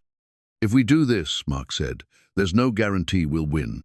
"There never is, but I'd rather lose fighting for what's right than win by sacrificing someone who doesn't deserve it." Marc looked at Celeste, looked at Herond, saw not the billionaire heiress or the corporate executive, but a woman who was willing to risk her inheritance to protect his reputation. It was the kind of courage that he'd seen in his late wife, the willingness to stand up for principles even when it was personally costly. "All right," he said, "let's fight back." The decision felt like stepping off a cliff, but Marc had learned something important over the past month. Sometimes the most dangerous choice was also the only one worth making. Tomorrow, the news story would break and their battle would begin. But tonight, he would go home to Sophie, knowing that he hadn't surrendered without a fight. The question was whether their combined courage would be enough to overcome the machinery of corporate politics and media scrutiny that was already mobilizing against them. In a few hours, they would find out if expertise and character could triumph over perception and prejudice, or if the system would destroy them both. The story broke at 6 a.m., timed for maximum impact during the morning news cycle. Marc's phone started buzzing before he was fully awake, missed calls and text messages from numbers he didn't recognize. By the time he'd made coffee and checked the news websites, the damage was clear. "Luxury Hotel Empire hires hero opportunist," read the headline in the New York Business Journal. The article was thorough and damning, laying out the timeline with prosecutorial precision. Security camera footage showed the ice rescue, though Marc's face was partially obscured. Employment records documented his rejection and subsequent hiring. Social media posts tracked the viral spread of Sophie's video. Most damaging were the unnamed quotes from sources close to Aurora's board, suggesting that Marc's hiring had been driven by guilt rather than qualifications. "It sets a dangerous precedent," one board member was quoted as saying. "Companies can't make personnel decisions based on personal relationships, regardless of how those relationships developed." The article's conclusion was devastating. Rivera's remarkable rise from rejected applicant to highly paid consultant in less than 48 hours raises serious questions about Aurora Resorts' commitment to merit-based hiring practices. Marc's phone rang as he finished reading. Celeste's voice was steady but strained. "Have you seen it?" "Just finished reading. It's worse than I expected. The board called an emergency meeting for this afternoon. They want my response to the media coverage." "What are you going to tell them?" "The truth, that you were hired because you're the best facilities consultant we've ever worked with, and that anyone who thinks otherwise is welcome to review your performance evaluations." After hanging up, Marc sat in his kitchen and tried to process the magnitude of what was happening. The story was already being picked up by other news outlets, each adding their own interpretation to the basic facts. Business websites were speculating about Aurora's corporate governance. Social media was divided between people calling him a hero and others suggesting he'd manipulated the situation for personal gain. The most painful part was reading comments that questioned his character. Strangers who'd never met him were debating whether he was an opportunist who'd exploited a tragic accident for financial gain. The simple act of helping someone in danger had been twisted into something calculating and corrupt. Sophie found him staring at his laptop screen, his coffee growing cold in his hands. "Are you famous now, Dad?" she asked, climbing onto the chair beside him. "Sort of, but not in a good way. The internet says you're a hero who saved a lady's life. Some of it says that, other parts say different things." Sophie read over his shoulder with the careful attention she brought to her homework. "Those people don't know you. They're saying you're not good at your job, but that's stupid. You're the best at fixing things." Her innocent faith in his abilities was both heartwarming and heartbreaking. At 8 years old, Sophie lived in a world where competence was rewarded and heroes were celebrated. She couldn't understand the complex dynamics that made his expertise irrelevant compared to the appearance of impropriety. "Some of those people are probably right to be suspicious," Marc said carefully. "It does look strange that I got hired right after helping someone. But you didn't know she was your boss when you saved her." "I know that, and you know that. But other people only see what the newspapers tell them." Mark's phone buzzed with a text from Richard Morrison. "Staff meeting moved to 10 a.m. Mandatory attendance." The tone suggested it wasn't going to be a pleasant gathering. At Aurora's offices, the atmosphere was tense in ways that Marc had never experienced. Conversations stopped when he walked through the corridors. Colleagues who'd been friendly the day before now avoided eye contact. The maintenance staff seemed confused and worried, uncertain about what the media coverage meant for their daily operations. The staff meeting was held in the main conference room, with Richard Morrison presiding over a gathering of engineers, technicians, and administrative personnel. Marc took a seat in the back, noting how the other attendees created a subtle buffer zone around him. "I'm sure you've all seen the news coverage," Morrison began. "I want to address the speculation directly. Marc Rivera was hired based on his technical qualifications and has performed excellent work during his time here. The circumstances of his hiring are unusual, but they don't reflect poorly on his professional abilities." A hand shot up from the middle of the room. Tom Bradley, one of the senior engineers, had always been polite but distant toward Marc. "What about the board's position? Are they supporting the hiring decision?" Morrison hesitated, and Marc could see the careful calculation in his expression. "The board is reviewing all aspects of the situation. Until that review is complete, it's business as usual." "Business as usual," another voice from the back. "Half the media in New York is calling this place corrupt. How is that business as usual?" "The media attention will pass," Morrison replied, though his voice carried more hope than conviction. "Our focus should remain on maintaining Aurora's operational excellence." After the meeting, Marc was approached by Elena Vasquez, a junior technician who'd been working with him on the cooling system diagnostics. She was young, ambitious, and reminded Marc of himself 15 years earlier. "This is bullshit," she said quietly, glancing around to make sure they weren't overheard. "Everyone here knows you're the real deal. The work you did on the compressor systems saved us weeks of downtime." "I appreciate the support," Marc replied. "But the situation is complicated. It's only complicated because rich people are scared of looking bad in the newspapers. Your technical reports are solid, your recommendations have saved money, and you've solved problems that stumped engineers with fancy degrees." Elena's words echoed what Marc had been thinking but hadn't wanted to articulate. His performance at Aurora had been exemplary by any objective measure. The cooling system upgrades he'd recommended were proceeding ahead of schedule and under budget. His diagnostic work had identified problems that other consultants had missed. But objective measures didn't matter when corporate reputations were at stake. Meanwhile, 42 floors above the mechanical rooms, Celeste was facing her own crisis. The emergency board meeting had been moved to 11 a.m., and she'd spent the morning preparing for what felt like a battle for Aurora's future direction. She'd assembled a portfolio of Marc's work technical reports, cost savings analyses, performance evaluations from the maintenance staff. The documentation painted a clear picture of someone who'd exceeded expectations in every measurable way. But she knew the board's concerns went beyond Marc's technical competence.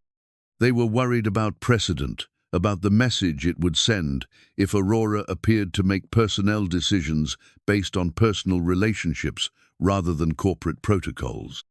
Harold Blackwood arrived 15 minutes early, his expression grim. "Celeste, I hope you've reconsidered the separation package. This media attention is exactly what we were trying to avoid." "Marc's qualifications speak for themselves," Celeste replied. "I have documentation proving his value to the company." "Documentation won't matter if our reputation suffers. Aurora's brand depends on maintaining the highest standards of corporate governance." "Our brand depends on operational excellence," Celeste countered. "Marc Rivera provides that excellence." The other board members filed in gradually. Janet Morris, with her perpetual concern about liability, William Chen, with his focus on quarterly numbers, Margaret Thompson, who'd been arguing for years that Aurora needed to modernize its management practices.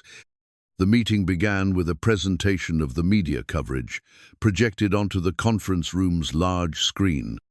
Article after article questioned Aurora's hiring practices, speculated about favoritism, and suggested that the company's corporate governance was compromised. "The damage to our reputation is measurable," Blackwood said, clicking through screenshots of social media posts and blog articles. "Our stock price is down 4% since the story broke. That represents a loss of shareholder value in the tens of millions." "Temporary market fluctuations," Celeste responded, "based on speculation rather than actual performance metrics." "The speculation becomes reality if we don't address it decisively," Morris interjected. "We need to demonstrate that Aurora maintains professional standards regardless of personal circumstances." Celeste opened her portfolio and distributed copies of Marc's technical reports. "These are the actual performance metrics. Marc Rivera has identified infrastructure problems that could have cost us millions in emergency repairs. His recommendations for the cooling system upgrades will save Aurora approximately 40% over the original engineering estimates." William Chen reviewed the documents with the careful attention of someone who understood that numbers didn't lie.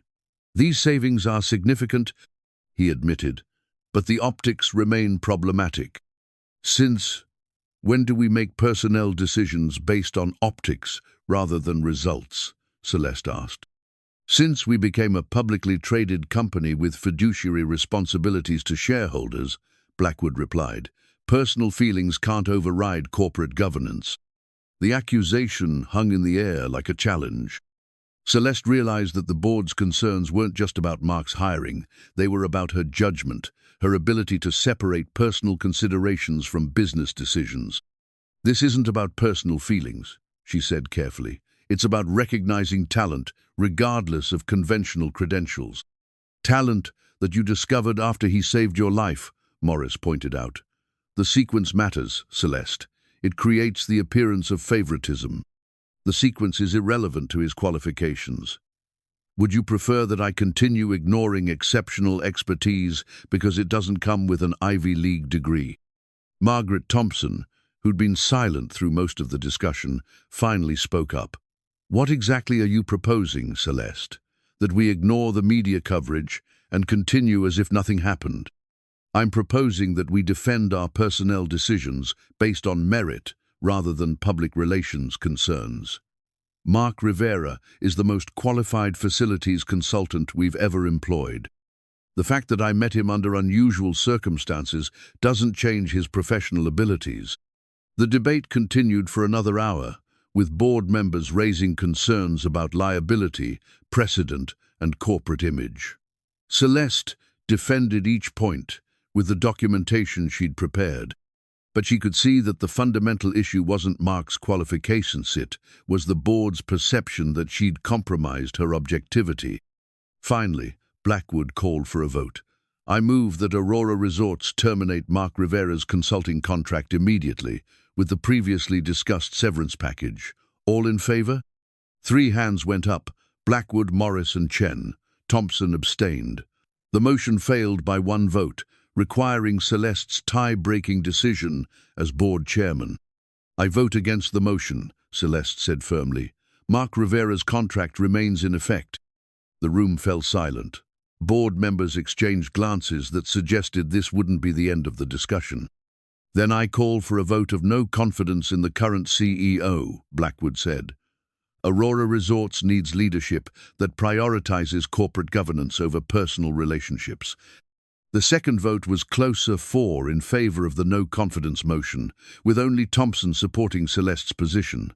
As board chairman, Celeste couldn't vote on her own confidence measure. The motion passes, Blackwood announced. Celeste, you have 48 hours to reconsider your position on the Rivera contract. If you continue to prioritize personal considerations over corporate governance, we'll be forced to consider more drastic measures. As the board members filed out of the conference room, Celeste remained seated, staring at the technical reports that documented Marc's expertise. She'd won the battle to keep him employed, but she was rapidly losing the war for control of her own company. Outside the conference room windows, Manhattan stretched toward the horizon, full of people whose lives intersected in ways both visible and hidden.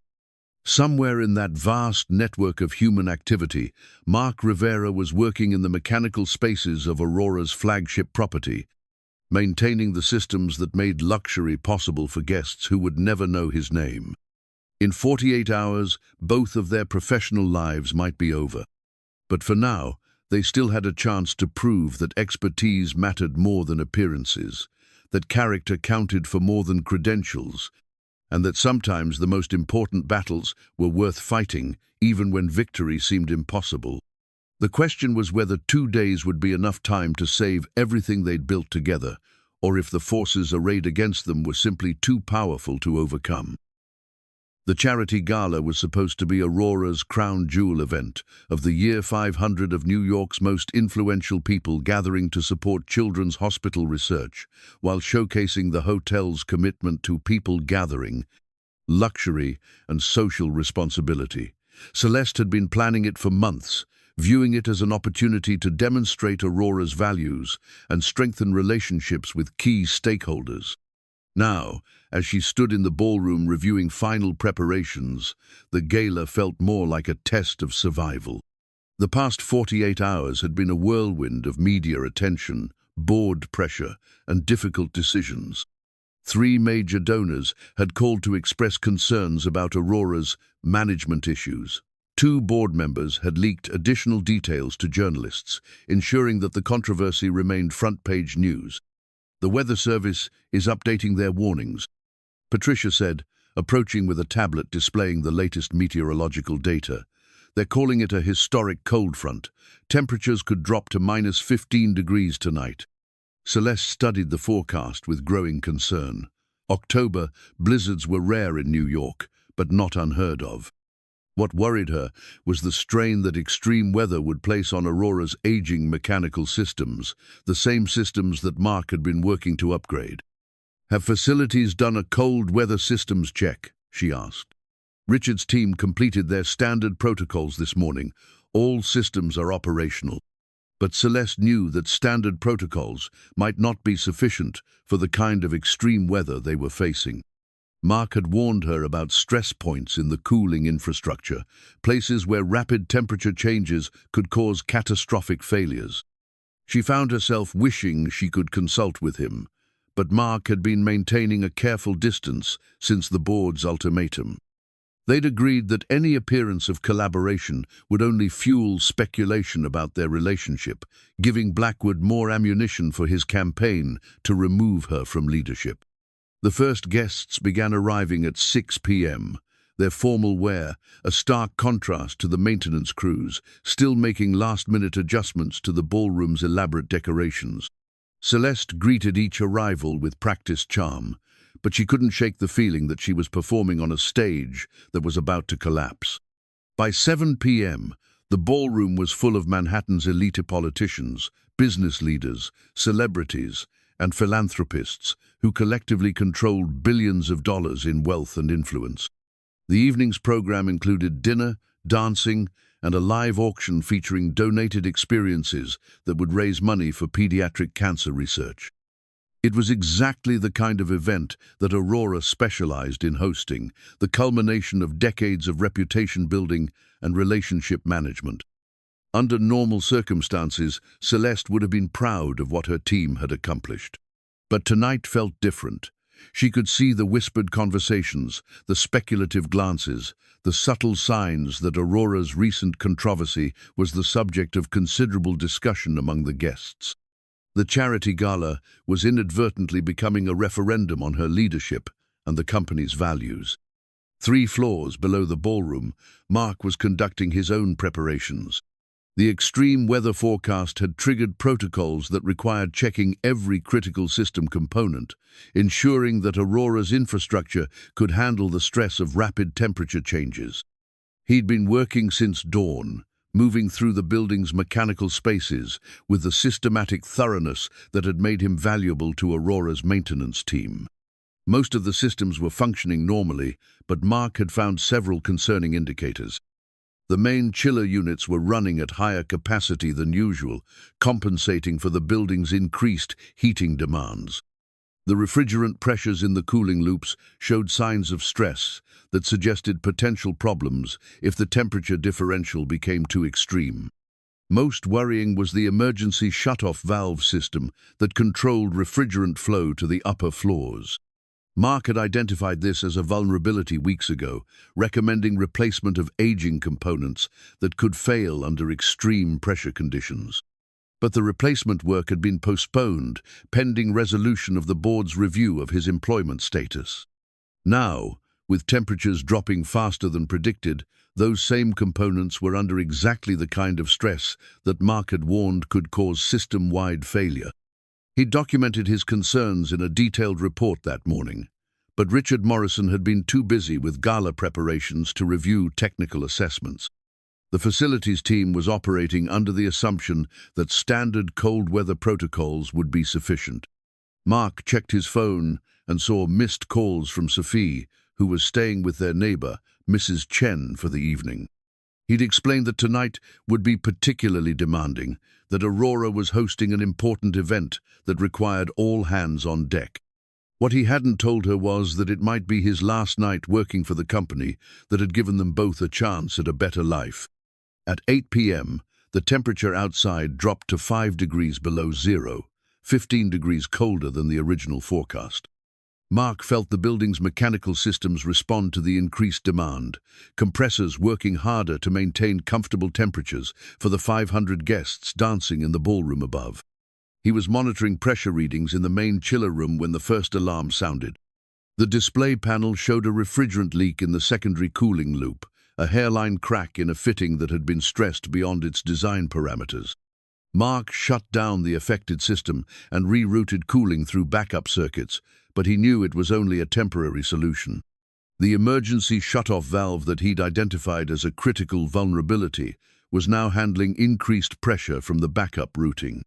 If it failed, the entire cooling system for the upper floors would cascade into shutdown, leaving the ballroom and VIP suites without climate control in the middle of a blizzard.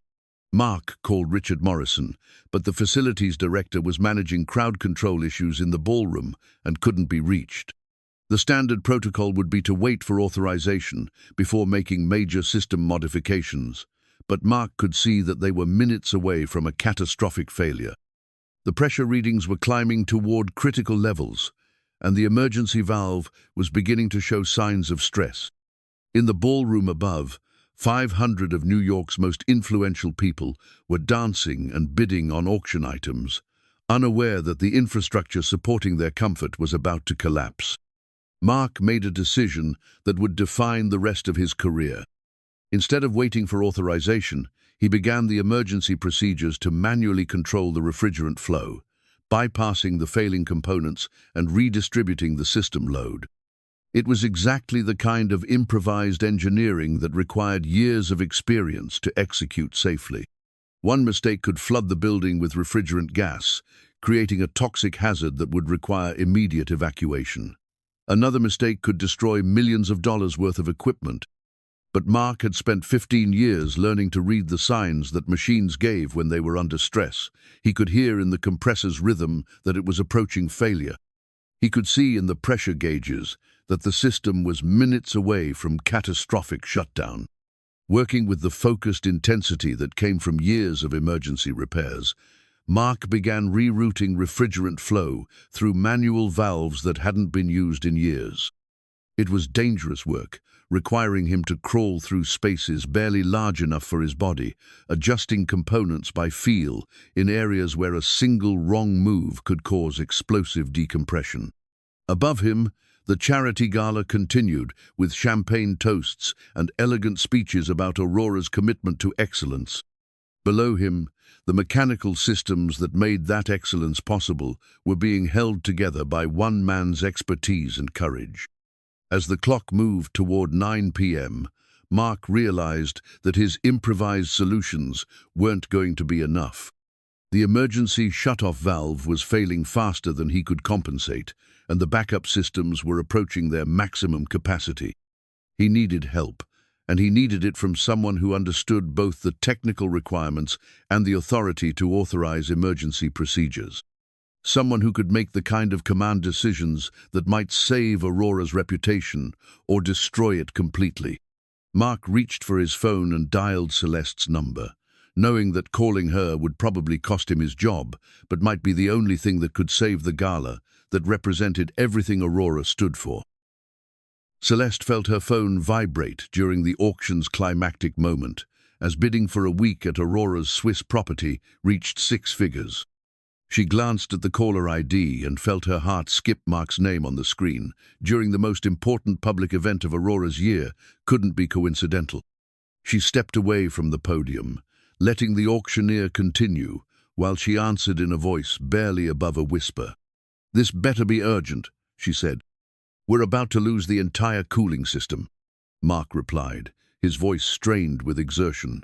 "The emergency shut-off valve is failing, and I can't maintain pressure in the backup circuits much longer." Celeste felt the blood drain from her face. "How long do we have?" "Maybe 20 minutes before the ballroom loses climate control completely. In this weather, that means your guests will be wearing coats to dinner." She looked out at the 500 people who represented Aurora's most important relationships: donors, business partners, board members, media representatives. A climate system failure during the charity gala would be more than embarrassing. It would be professionally catastrophic. "What do you need?" she asked. "I need to get to the roof to manually adjust the emergency overflow system. It's dangerous work in this weather, and it requires authorization to override safety protocols." "You want to go on the roof during a blizzard?" "It's the only way to prevent system failure, but I need someone with executive authority to approve the safety override and help coordinate the work." Celeste closed her eyes, understanding the implications. If she approved Marc's plan and something went wrong, she'd be personally responsible for whatever happened to him. If she refused and the cooling system failed, Aurora's reputation would be destroyed in front of everyone who mattered to the company's future. "I'll meet you at the mechanical level," she said. "Give me 5 minutes." She handed her phone to Patricia and moved to the microphone with a smile that she hoped masked her panic. "Ladies and gentlemen, I need to step away briefly to handle a minor facility issue. Please continue enjoying the evening. Excellent staff will take care of everything." The lie came easily, delivered with the confidence that had carried her through 3 years of corporate crises. But as she made her way toward the elevator, Celeste knew she was walking away from safety and toward a decision that would define both her career and Marc's life. She found him in the main mechanical room, his shirt soaked with sweat despite the cold, his hands moving with practiced efficiency across control panels that looked like the bridge of a spaceship. The normally quiet space was filled with the sounds of stressed machinery compressors working at maximum capacity, alarms beeping warnings about pressure thresholds. cooling fans running at speeds that made conversation difficult. "Show me what we're dealing with," Celeste said, raising her voice above the mechanical noise. Marc led her to a diagnostic panel that displayed the building's cooling system in schematic form. Red warning lights indicated problems throughout the network, with the most critical alerts concentrated around the upper floor circuits. "This valve controls refrigerant flow to everything above the 20th floor, Marc explained, pointing to a component that was flashing red on the display. "It's designed to handle normal pressure variations, but tonight's temperature differential is pushing it beyond design parameters. What happens if it fails completely? Catastrophic decompression. The cooling system shuts down automatically to prevent toxic gas release. Your guests will start feeling temperature changes within 10 minutes, and the ballroom will be uninhabitable within 30. Celeste studied the schematic, trying to understand the technical relationships that Marc navigated intuitively. "And your solution involves going on the roof?" "There's a manual override system that bypasses the failing valve. It's located in the roof mechanical housing, and it requires someone to physically adjust the flow controls while monitoring pressure from down here. In -15-degree weather, during a blizzard, 30 stories above the street." "Yes," Marc said simply. "It's not safe, but it's the only option that doesn't involve evacuating your gala." Celeste looked at him, really looked at him, and saw the same calm determination that had driven him to tackle her away from falling ice 6 weeks ago. This was who Marc Rivera was, someone who saw problems that needed solving and solved them, regardless of personal risk. "What do you need from me?" she asked. "Executive authorization to override the roof, access safety locks, and someone to monitor the pressure readings while I'm adjusting the manual controls. The timing has to be precise, or we could create a bigger problem than the one we're trying to solve." Celeste realized what he was asking. She would need to stay in the mechanical room, learning to read complex diagnostic systems while he risked his life on the roof. If something went wrong, she'd be the only person who could coordinate emergency response. "Teach me what I need to know," she said. The next 15 minutes were the most intense education of Celeste's life. Marc walked her through the pressure monitoring systems, teaching her to recognize the indicators that would signal success or catastrophic failure. She learned to read refrigerant flow rates, temperature differentials, and safety threshold warnings. "If the pressure drops below this line," Marc said, pointing to a red zone on one of the gauges, "it means the manual override isn't working, and I need to abort immediately. If it goes above this line, it means I've overcorrected and we're heading for explosive decompression. And if you can't get back inside quickly enough?" Marc met her eyes with an expression that was both honest and reassuring. "Then you call emergency services and evacuate the building. But that's not going to happen." They took the service elevator to the roof access level, where Marc gathered the tools he'd need for the manual adjustments. The roof access door was equipped with safety locks that prevented entry during severe weather conditions, but Celeste's executive override code disabled the system.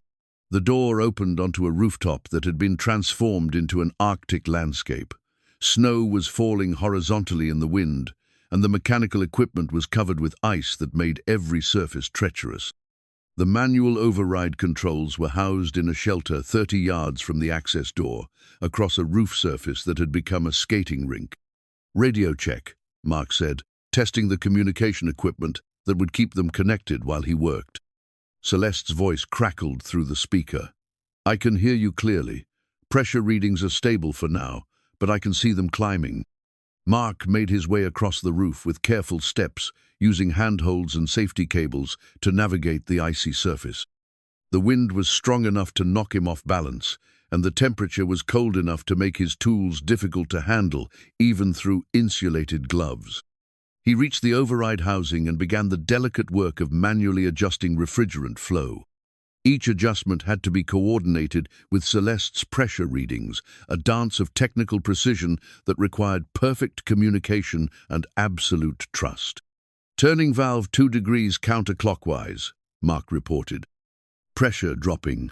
Now at green threshold, holding steady. Good.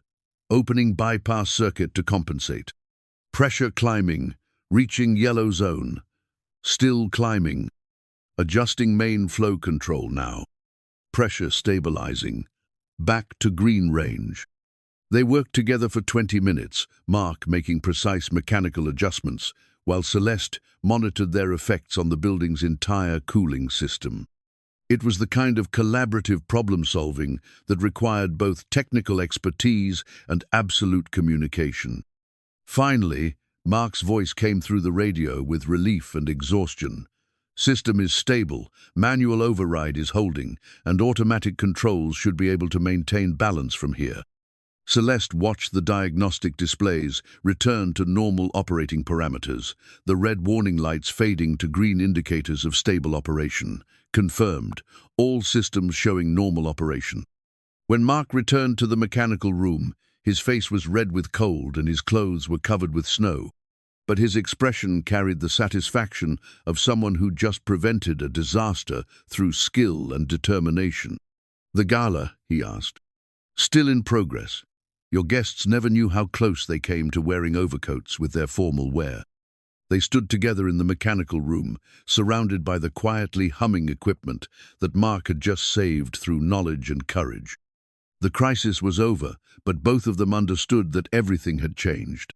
Celeste had seen Marc's expertise under the kind of pressure that revealed character. Marc had trusted her with technical responsibilities that could have destroyed them both if she'd made mistakes.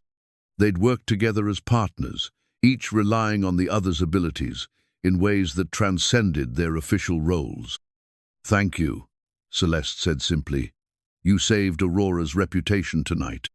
"We saved it," Marc corrected. "I couldn't have done this without someone I trusted monitoring the systems." Above them, the charity gala continued with music and laughter, guests dancing in ballrooms that stayed perfectly comfortable because of work that would never appear in any newspaper story. It was the kind of expertise that made luxury possible, the skilled labor that remained invisible until it wasn't there. Tomorrow, the board would continue their campaign to remove both Marc and Celeste. The media would continue speculating about impropriety and favoritism. The machinery of corporate politics would continue grinding forward, regardless of what had actually happened tonight.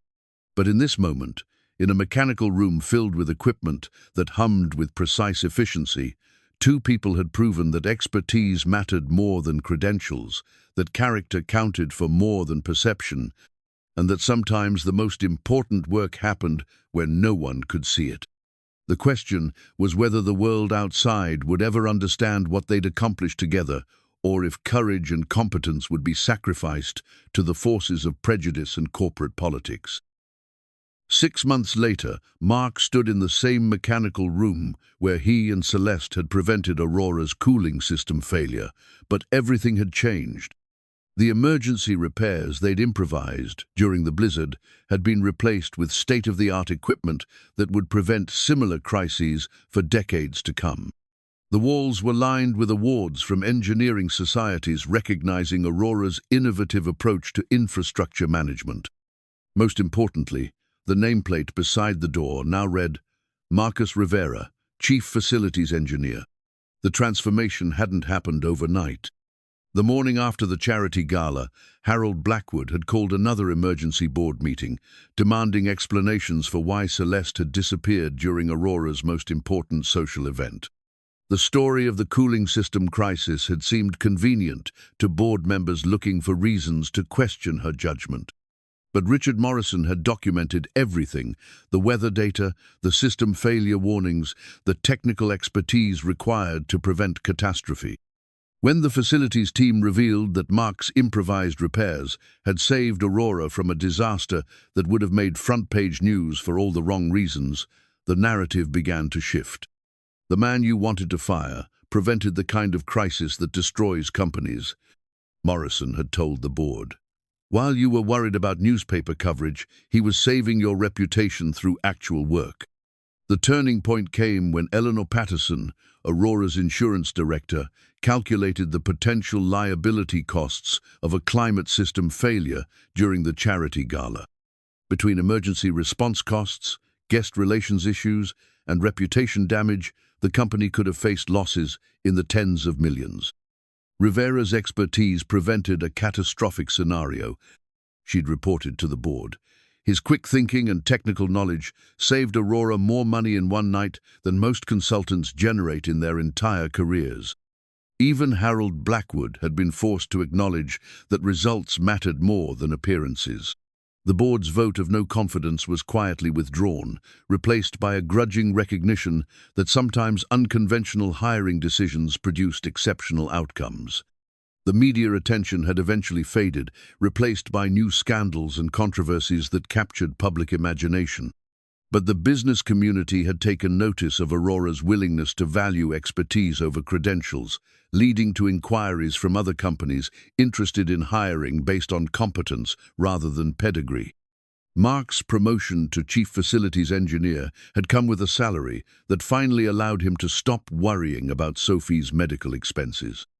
More importantly, it had come with the respect of colleagues who'd learned to value his judgment on complex technical problems. "Dad, are you ready?"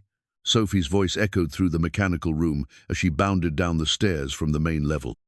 At 9 years old, she'd become something of a celebrity among Aurora's staff, the little girl whose viral video had started the chain of events that transformed the company's approach to hiring. "Almost finished," Marc replied, completing his inspection of the new chiller units. "Just wanted to make sure everything was running smoothly for tonight." Tonight was Aurora's second annual charity gala, but this year Marc would be attending as a guest rather than working in the basement. Celeste had insisted that he and Sophie join the celebration, recognizing that their story had become part of Aurora's identity. They took the elevator to the 42nd floor, where Celeste was reviewing final preparations with her assistant. Her office had been redecorated since Marc's first visit, with technical diagrams and engineering awards sharing space with the abstract art and Persian rugs that spoke of Aurora's luxury brand. "How are the systems looking?" she asked, greeting them with the warm smile that had replaced her initial corporate formality. "Perfect," Marc replied. "The new equipment is running at optimal efficiency, and we have backup protocols for any weather scenario." "Good. I sleep better knowing you're managing our infrastructure." Their professional relationship had evolved into something deeper over the months of working together. What had started as corporate crisis management had become a partnership based on mutual respect and shared values. Marc's practical expertise complemented Celeste's strategic vision, creating an approach to business that valued competence over credentials. The transformation had extended beyond their personal relationship to Aurora's entire corporate culture. The company had implemented new hiring practices that emphasized demonstrated ability over educational background, leading to a workforce that was more diverse and more effective than traditional recruitment methods had produced. "Ms. Celeste," Sophie interrupted, having spotted something interesting on the office's conference table. "Is that the contract for the new hotels?" "Good eye," Celeste replied. "Aurora is expanding to 4 new cities, and your father's infrastructure expertise is making it possible." Marc had been instrumental in designing the mechanical systems for Aurora's expansion, creating standardized approaches that would ensure consistent quality across the company's growing portfolio. His recommendations had saved millions in construction costs while improving operational efficiency. "Can I see the blueprints?" Sophie asked, her curiosity about her father's work having grown stronger as she'd watched his career flourish. Celeste spread the architectural drawings across the conference table, showing Sophie the complex systems that would keep Aurora's new properties comfortable for guests.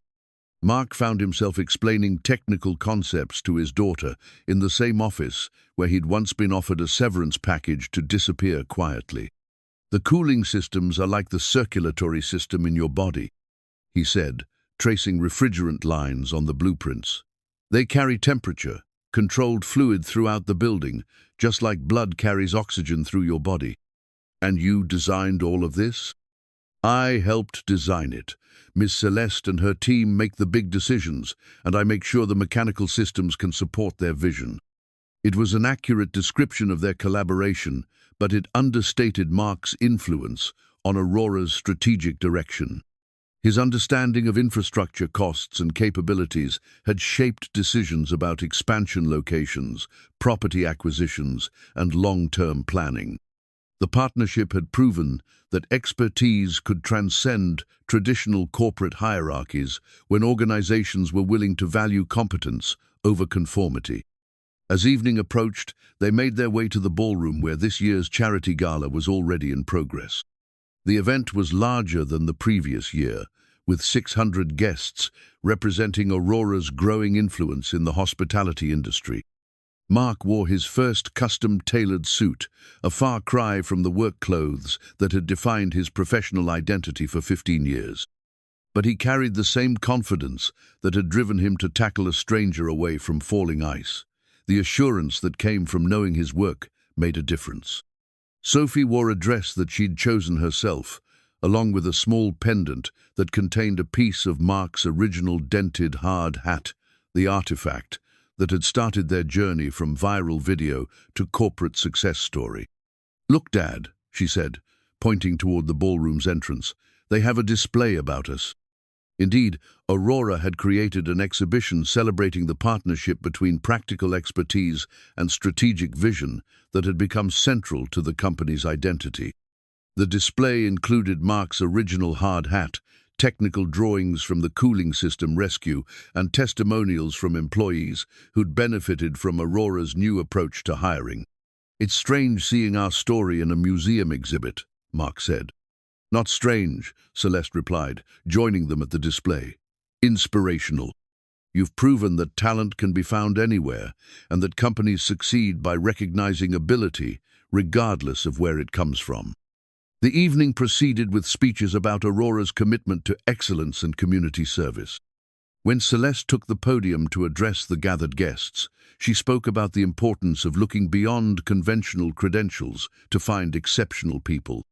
A year ago, Aurora almost missed the opportunity to work with one of the most talented facilities engineers in the country, she said, her voice carrying across the ballroom. "We learned that expertise comes in many forms, and that companies succeed by recognizing talent wherever it's found." She didn't mention the rescue, the viral video, or the corporate crisis that had brought them together. Those details had become less important than the principle they'd established, that competence mattered more than credentials, that character counted for more than connections. As the evening wound down, Marc and Sophie found themselves on Aurora's observation deck, looking out at the Manhattan skyline that stretched toward the horizon. The city was full of lights and lives, each representing someone's hopes and struggles, successes and setbacks. "Are you happy, Dad?" Sophie asked, leaning against the window that separated them from the cold night air. "Very happy," Marc replied. "Are you?" "Yes, but I'm also proud." "Proud of what?" "Proud that you saved someone, even when you didn't know it would help us.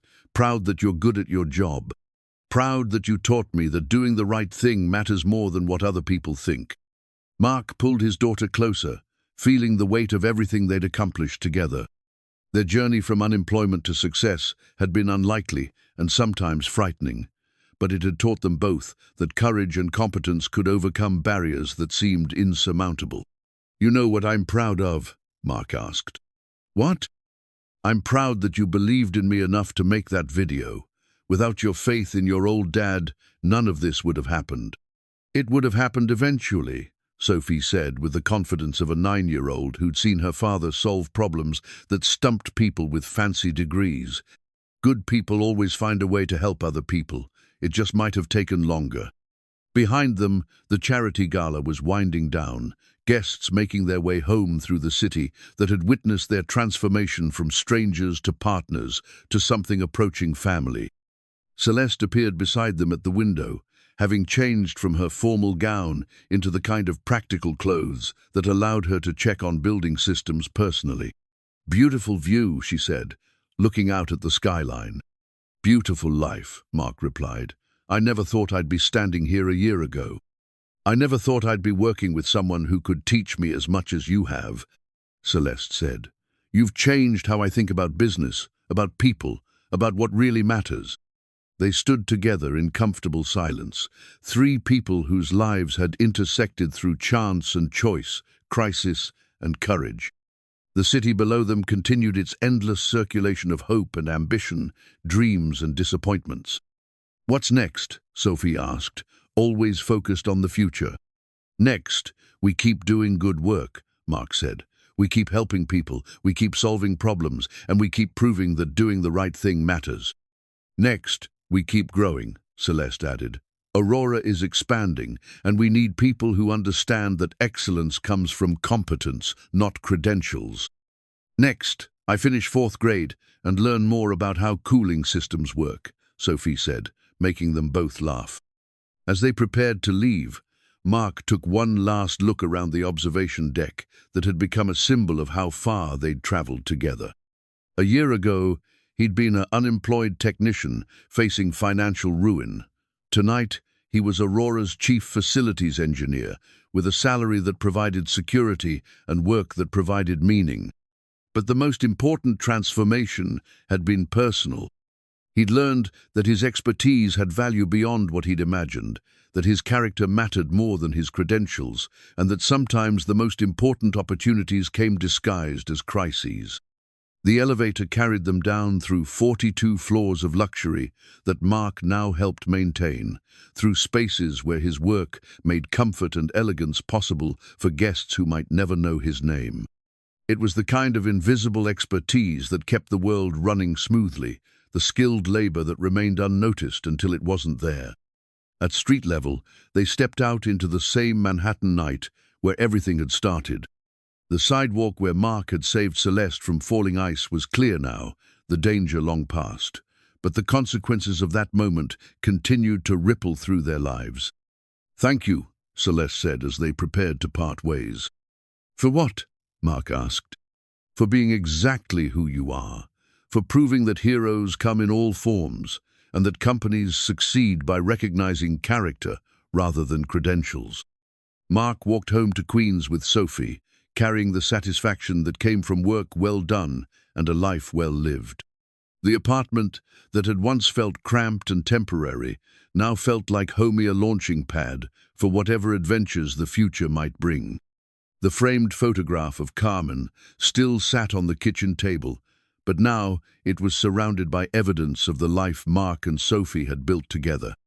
Awards from engineering societies, newspaper clippings about Aurora's innovative hiring practices, and letters from other companies asking for Marc's consulting expertise.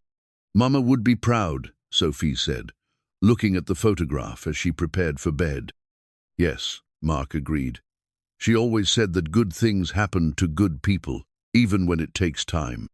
As Sophie settled into sleep, Marc sat in his kitchen and reflected on the journey that had brought them to this moment. The rejection email that had once seemed like failure had become the first step toward success. The viral video that had embarrassed him had become the catalyst for opportunity. The corporate crisis that had threatened to destroy everything had become the foundation for a partnership that changed both their lives. Outside his window, the city continued its restless energy, full of people whose lives intersected in ways both visible and hidden. Somewhere in that vast network of human activity, other heroes were making split-second decisions to help strangers in need. Other experts were proving that competence mattered more than credentials. Other families were building better lives through courage and hard work. The story of Marc Rivera and Celeste Van Albrecht had become part of that larger narrativa reminder that in a world often divided by class and circumstance, character could bridge any gap, expertise could overcome any barrier, and love could triumph over prejudice when people had the courage to recognize what really mattered. Tomorrow would bring new challenges, new opportunities to prove that doing the right thing was always worth the risk. But tonight, Marc Rivera went to sleep, knowing that he'd built something lasting, not just a career, but a legacy of values that he could pass on to his daughter. Sometimes the people we dismiss without a second thought turn out to be the very ones who save our lives. And sometimes, if we're very lucky, saving someone else's life saves our own in ways we never imagined possible. The ice had fallen, the rescue was complete, and nothing would ever be the same. But that was exactly as it should be.